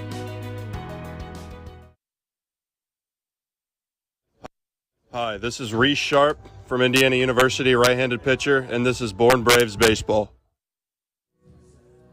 Grab your popcorn. I know Calvin has, as we got a tight one here tonight at Doran Park, bottom of the 8th inning. Wyatt Hensler due up here representing the tying run. He's going to face a familiar arm that the Braves saw 2 nights ago in Levi Wells. Yeah, Wells is really good against the Braves. 2 scoreless innings, allowed just a single hit. The guy was nails at a Texas State, and obviously a trusted arm for Coach Trundy and the rest of this Falmouth staff as they go to the bullpen. Wells needs to get here Hensler and Roccaforte down as the Braves put Brito on first base in the tying run back to home plate. That was Brito's league-leading 15th walk of the year. Infield shifting Hensler to pull, so there's a wide open right side of the infield here. The Braves need to string together a couple of hits. First pitch, fastball cruises across the heart of the plate. 0-1 the count. Hensler 1 for 3 tonight, singled in the 5th, picked up an RBI on a ground out to the shortstop and Mooney back in that 4-run 6th inning. Roccaforte on deck, as we mentioned, so Hensler trying to set up a good spot for him. It's the 0-1. It's a broken back ground ball, softly hit up the middle. Second baseman and Storvali goes to the bag for 1. His relay to first base is in time. What a play by Stovall on a broken back number up the middle of the diamond, slid to his right, tapped the pillow at second for 1, and then takes the throw over to first base in time to get Levi Wells out of the jam. Just what Jeff Trundy needed as he searches for his 500th win, counting the postseason. The Commodores lead by 2. They're 3 outs away from that, but before that, we'll look for some insurance as we head to the top of the 9th. 2021 was a historic season for the Born Braves. The Bravos captured the President's Trophy, given to the team with the best regular season record, and rode early success to the West Division title and a trip to the Cape Cod League Championship Series.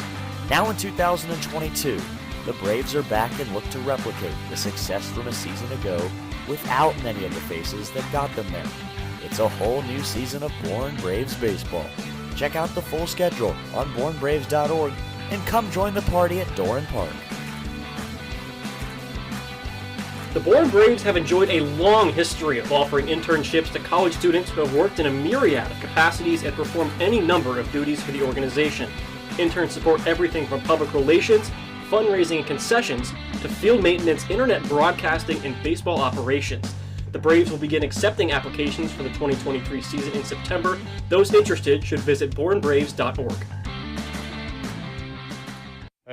Hey, this is Ty Cummings, Braves pitcher from Campbell University, and this is Bourne Braves baseball. Top of the 9th inning, Commodores looking for some insurance here, but it's going to be a tough task as Cameron Bye comes out for what will be his 4th inning of work, looking to complete his 3rd full inning, as he has been tremendous tonight. 3 strikeouts on no hits, no runs, and no walks as he gets 2, 3, and 4 here in the Commodores lineup. Literally, he couldn't have been better. You know, he allowed a couple of guys. He hasn't allowed a base runner tonight. So 2 1/3 scoreless innings. 2 1/3 perfect innings from Cameron Bye. He's looking to rip through his 3rd straight 1-2-3 frame to keep this a 2-run game. And you got to give credit to Bye out of the Braves pen because he has kept the Bravos around in this contest. Halter shows bunt, pulls back, takes a strike. 0-1. And we talked about it with Keener the other night, who didn't get much of the recognition after that 7-6 win because Moylan drove in 5 in the walk-off double. But this is huge, and if the Braves come back in the bottom of the 9th inning, Cameron Bye, a huge part of that, as the count now evens up at 1-1. Halter 0 for 4 tonight, reached on that E7 back in the 1st inning, which really got things going for the Commodores, set the tone for what's been an explosive night for them offensively in a week that seems like they've been struggling to buy a run as this pitch is driven to the air, deep center field. Roccaforte back at the track in front of the wall, reaches up and makes the basket catch for out number 1. Carson Roccaforte covering a mile right there to make that catch. Reminder that Roccaforte was a first-team Sunbelt first baseman. He's played a really sharp center field for the Braves all season long. And something I noticed is Tomas Frick or someone has to be doing some serious surgery in Alan Espinal's glove. Because he's continuing to rock his UNC Tar Heel mitt behind home plate. And if there is one guy to trust, it has to be another catcher. You know how protective players are about their gloves. The first pitch on the way is popped up right over our heads, way back. Almost, though. See, what's scaring me now, and it was worse on the previous one because it was twilight. It went up and I lost it, and then it came back. That one, too, though, went over the lights, and for a second there, I had no idea where it was. You got to take that gamble, though. Oh, every time. 100 times out of 100. Here's the 0-1.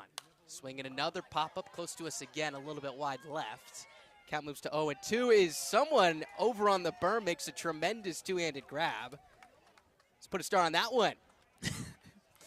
Do you think if football goalposts can talk, that's what they would say? Another one coming towards us, but it looks like it's going to be a little bit wide left. Absolutely. I bet you that football goalpost behind the left field wall has said that several times as the count moves to 1 ball and 2 strikes. I mean, it's not too many times you get to be calling a game, and all of a sudden you're, I don't want to say dodging bullets, but trying to make a play at the same time. Next time I cover a football game, I'm going to mic up the goalpost to see if they have those conversations. I bet. I mean, they've never done it before, well, right? do you think one goalpost is an entire being, or like they talk to each other? I think the two are different. Yes, 100%. So if someone kicks a field goal, they're like, oh, no, it's coming towards me. Oh, nope. Now, do you think the base is like half and half, or do you think that's a third person as well? That's what I was asking you. Well, I think the two poles are different people, but the base might be the same. Okay, yeah, sure. Okay. So, like Cody Parkey. That we got to mic that one up. That goalpost hates Cody Parkey. Or maybe Cody Parkey hates that goalpost. I mean, it could go either way. That's true.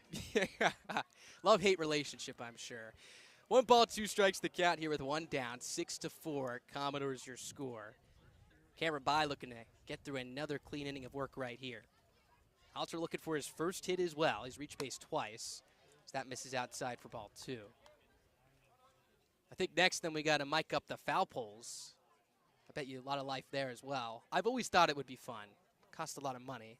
But to have those foul poles light up whenever a ball leaves the yard. Obviously, at the big league level where you can spend that money. How cool would that be, though? The 2-2 is popped up behind home plate. Espinal takes off the masks. He's got it. 2 away.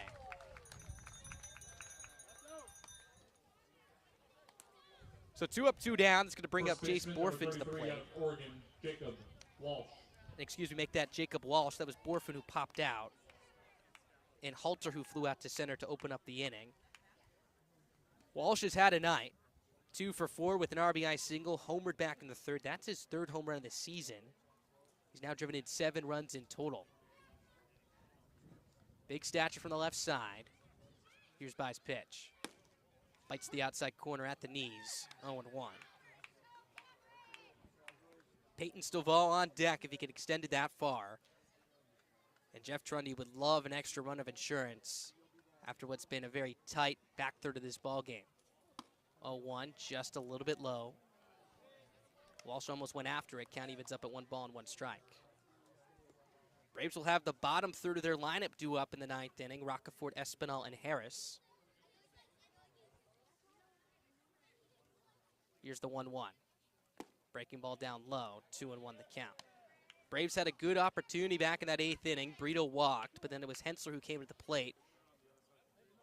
Just facing the new pitcher and Levi Wells, who induced a broken back ground ball double play to the second baseman in Stovall to end the inning. 2-1, up and away with the backup breaking ball. 3-1 the count. You even go back to that 7th. Espinal and Harris both reached via the free pass. And then you had the top of your lineup up. Shaw struck out, Duffy grounded out, and then Malone would ground out as well to get the Doors out of a big jam. Here's the 3-1. Swinging a top spinning line drive into left field. That's a base hit. So Jacob Walsh continues his hot hitting. He's now 3 for 6 on the night as that extends the inning for Peyton Stovall. Yeah, he's swung it well tonight. When was the last time you think Falmouth went through the order 6 times? Stovall. Couldn't tell you the answer, but it's definitely been a while. I know one guy who might know the answer. I think I know one too. Down over there on the first baseline, our good friend of the broadcast, beat reporter Tommy Muma. Always hard at work. Familiar face on the broadcast now, of course. Yeah, some exclusive interviews. And look, people have been trying to book Tommy for months. But somehow Ethan Frank jumped to the top of his list. It was impressive. And 2 exclusive interviews and 2 matchups is just mind-boggling with the schedule this guy's got. Absolutely. I mean, for him to take the time to help an opposing team too, not just once but twice in a week, you got to tip your cap. 0-1 to Stovall. Swung on it high in the air, fairly deep right field. Duffy trailing back in front of the track. He's there. He reaches up to make the catch. That will retire the side. Last chance here for the Braves as we enter the bottom of the 9th inning. They're down by 2, need 2 to secure the tie, 3 to win it. It'll be Carson Roccaforte to lead things off when we return. Make sure to stay tuned. We got a good one coming up in just a couple of moments. Can first pitch not come soon enough? Well, don't worry. Before the Bravos has you covered. Starting 15 minutes before first pitch at home or on the road, Before the Bravos has the pregame insight and analysis you need to get game ready. From exclusive interviews, a first look at the opposition, lineup breakdowns, and so much more, Before the Bravos is the best place to start your evening of baseball. Before the Bravos, 15 minutes before first pitch, every game day, live on the Born Braves YouTube stream. T-Mobile is proud to sponsor the Cape Cod Baseball League. T-Mobile believes that when small towns thrive, America thrives. That's why they are investing billions to bring fast, reliable, and affordable wireless service beyond the big cities to small towns across America. There's never been a better time to join T-Mobile. Visit T-Mobile.com/acrossamerica to find out more. This one is going down to the wire. Now back to Born Braves Baseball. Change for Falmouth, now playing center field. Last of the ninth inning, 6-4. Falmouth, your scores. The Braves look off to pull off some magic here in the bottom of the ninth inning. They walked off against the Harwich Mariners back on Wednesday, a 7-6 win for easily the win of the year. And I'll tell you what, they could do it again. It's absolutely another W on top of the Mount Rushmore of victories for the Braves this year. They had a good one last night, a 3-2 victory against the Anglers, in which they had their backs against the wall, stranding the tying run at third and the winning run at second to pick up their third win in a row, trying to make it 4. Meanwhile, this Falmouth club looking to pick up their first win in just about a week. And they're 3 outs away from doing so. The cherry on top would be Jeff Trundy, the longtime manager, his 500th win, including the postseason at the helm for the Commodores. Levi Wells out for his first full inning of work, looking to secure his first save of the campaign as well. Here's Carson Roccaforte to lead things off. First pitch is up and away with a fastball for ball 1. And if the Braves are going to come back and either tie or win this ball game, they're going to have to break Levi Wells here because the entire Falmouth bullpen has already run in from right field. They're in the dugout. So if they're in the dugout, they're not going to be getting warmed up down the right field line. This is Wells' 9th inning, a guy who pitched really well against the Braves 2 nights ago, trying to get 3 outs and get Falmouth their first win in a week, but he's fallen behind Roccaforte here 2-0. Wells just threw 2 pitches to induce that double play off the bat of Hensler to end that threat in the 8th inning as the next pitch clips the inside corner for strike 1. Falmouth entered this evening, having been shut out in back-to-back games for the first time since 2011, but boy, oh boy, have they been swinging it tonight. As the 2-2 is, to make that the 2-1 is cut on a miss for strike 2, as the count moves to 2-2.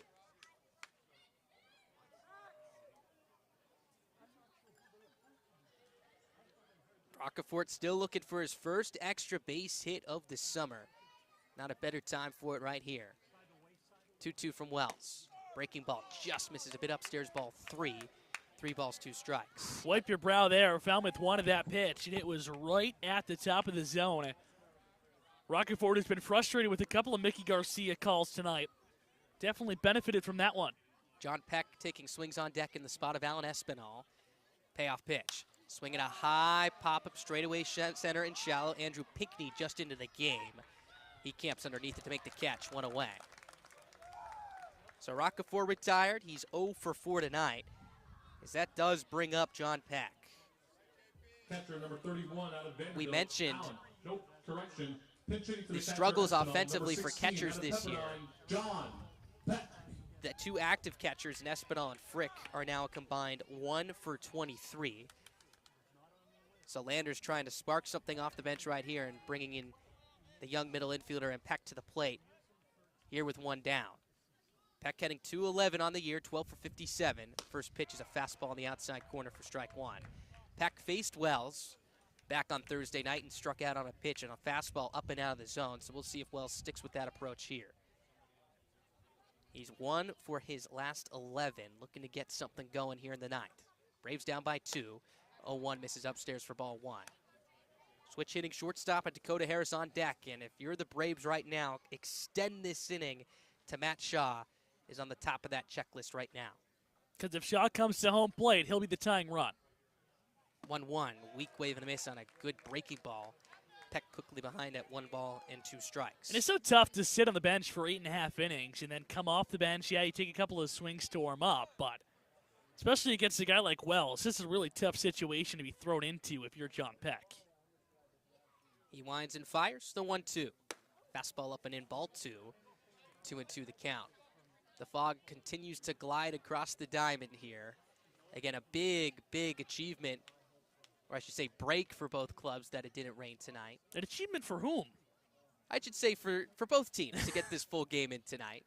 So the 2-2 is on its way. Breaking ball misses up and in, ball 3. Another 3-2 count. Congratulations to Mother Nature. We'd like to present you with the certificate of achievement. Oh, man. Well, it has allowed the Commodores to lead through 8 1/3 here as they look to pick up a win that would snap one of the roughest stretches they've probably had in quite some time. So the next pitch is taken up and in for ball 4, so hold that thought. John Peck reaches first base, and that sends up Dakota Harris to the plate here, representing the tying run. And now Harris has been a part of the action the last 2 innings. Led off that 6 where the Braves pushed across 4 with a double, came around to score on the RBI single from Duffy, and then walked back in the 7th inning that set up a first and second spot, but would be stranded as the Braves could not push across a single run. So Peck takes his lead from first base. He has great speed, 6 stolen bags in the year, but likely will be a little bit extra conservative here, of course, with 1 down. First pitch, misses up and away, ball 1. 1 ball, no strikes. So the catcher and Cozart will have a conversation, And Wells looked incredibly sharp back on Thursday night, but it looks like a different arm here this evening. That breaking ball doesn't have that same bite so far. No, it hasn't. He came out of the bullpen. It looked really good. Got in the hands of Wyatt Hensler to end the last inning. Hensler broke his bat in a ground ball double play. But after retiring Roccaforte in a weakly hit pop to center, had a pretty good battle with Peck but lost it, and now delivers a pitch way up and out of the zone. He needs to find his sharpness on at least one of his 2 pitches if he wants to finish this game off. Harris, the switch hitter, hitting from the left side with the righty and Wells on the mound. 1-0 is hit to second base, fielded by Stovall. Shovels to short for 1. The relay to first base is in time. That'll do it. The Commodores win it 6-4 here in 9 innings for the first time in just about a week. And a big congratulations to Jeff Trundy in his 24th season at the helm of the Falmouth Commodores. Picks up his 500th win of his career, including the postseason. The Braves snap their 3-game winning streak and fall back to 500 at 8-8-3. Meanwhile, the Commodores look to climb back to 500 as they move to 6-11-2. Welcome back into the broadcast booth. Max Tanzer joined alongside Calvin Cristoforo. And Calvin, the Braves went down early in this one, trailing 6-0 at one point. Battled back with that big 6th inning, pushing across 4, but could not prevail. Yeah, good fight by this Braves team. They didn't lay down after going in that 6-0 hole, but you got to circle the 7th inning, where the Braves put runners on first and second with nobody out in the frame and didn't get either one of those guys to cross home plate. Falmouth holds on. They broke out of their hitting slump in a big way tonight. 6 runs on 9 hits. The Doors played well. They deserved to win this game, and they did. You got to tip your cap to Cameron Bai, who was just tremendous tonight. Of course, he won't get the same recognition because the Braves weren't able to pick up this win. But down by 6, comes in a low-leverage spot and allows them to come back into this one. And Falmouth down the third baseline. First baseline just put the ice bucket on Jeff Trundy, his 500th win. But Bai might get swept under the radar, lost in the shuffle of this game here. But he was incredible. Came out of the bullpen, 3 1/3 scoreless innings. The guy's been basically unhittable for the Braves, but you don't talk about him because he only pitches when they lose. He comes in, and the Braves are already down and keeps the game where it is, keeps the Bravos in the game. Tonight, he did that same thing, but the Braves offense just didn't have enough to come back after the 3 runs by Cade Grundy allowed, the 3 runs by Will Sandy allowed, gave Falmouth a 6-0 lead. The Braves gave all the fight they could have. They gave Falmouth all the fight that the Doors could handle, but they handled it, and they won this game, their first victory in a week. The series now split at 1-1 between the Braves and the Commodores. They'll see each other 4 more times this summer, 3 times here at Doran Park. The Braves fall back to 500. That is all for us in the booth tonight. But make sure to stay tuned. We'll be right back in a couple of moments as our very own Ethan Frank will be talking to Cameron Bai. Make sure to stay tuned. We'll be right back.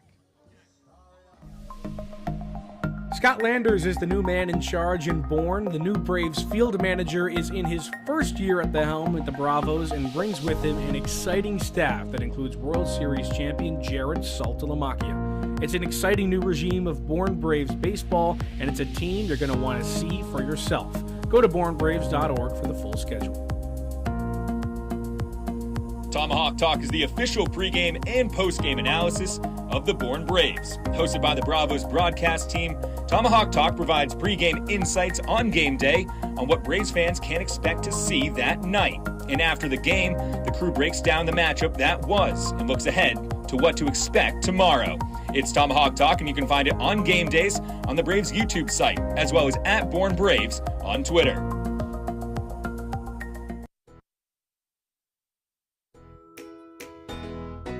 For the 11th straight season, you can catch Cape Cod League Baseball on WEEI. The station will be home to 12 Cape League contests on the station's local affiliate 96.3 FM.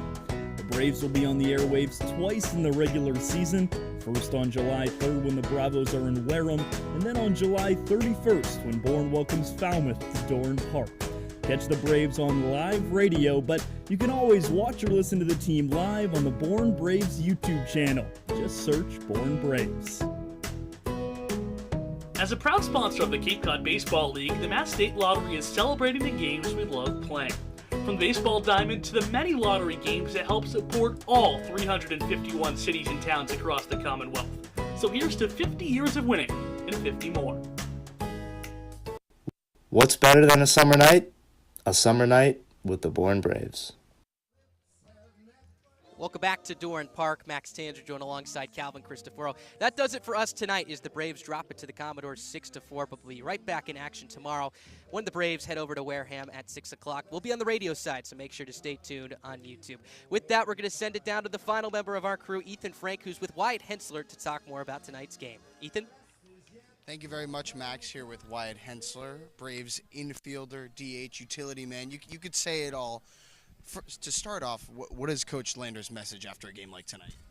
Just situationally, we got be a little bit better, a little more selective at the plate. Sometimes we get a little too aggressive and we're swinging at the wrong pitch to the wrong time. But we put some runs on the board. We just had one big inning, so I think he was saying that ideally we keep attacking on after that and have more scoring than other than just one big inning. Coming off 3 straight wins, obviously tonight you guys fall. How do you rebound from that? Like, coming into this game, is the mindset different today than it would be tomorrow coming off 3 straight wins than it is off a loss?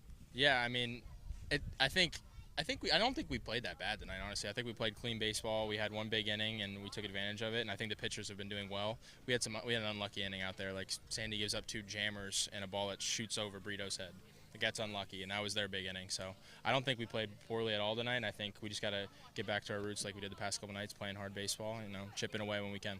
For you personally, you've been asked to play a lot of different roles this season, whether it be at third base, designated hitter, or if you're getting the night off. How do you adapt to different roles like that throughout the season? Yeah, just taking pride in the early work, just staying mentally locked in as much as I can. If that's being a team guy on the bench, having fun with the guys, cheering everyone up, giving some of my seeds, or if that's being out in the field, whatever it takes to be a team player. That's all I care about. So, and it's fun, honestly. Like, nights off, hanging with the guys is fun. It's just as fun being out in the field, getting to compete. So, awesome time up here. I can definitely confirm that you have a lot of fun in the dugout. I know, especially when you get me those cheeseburgers.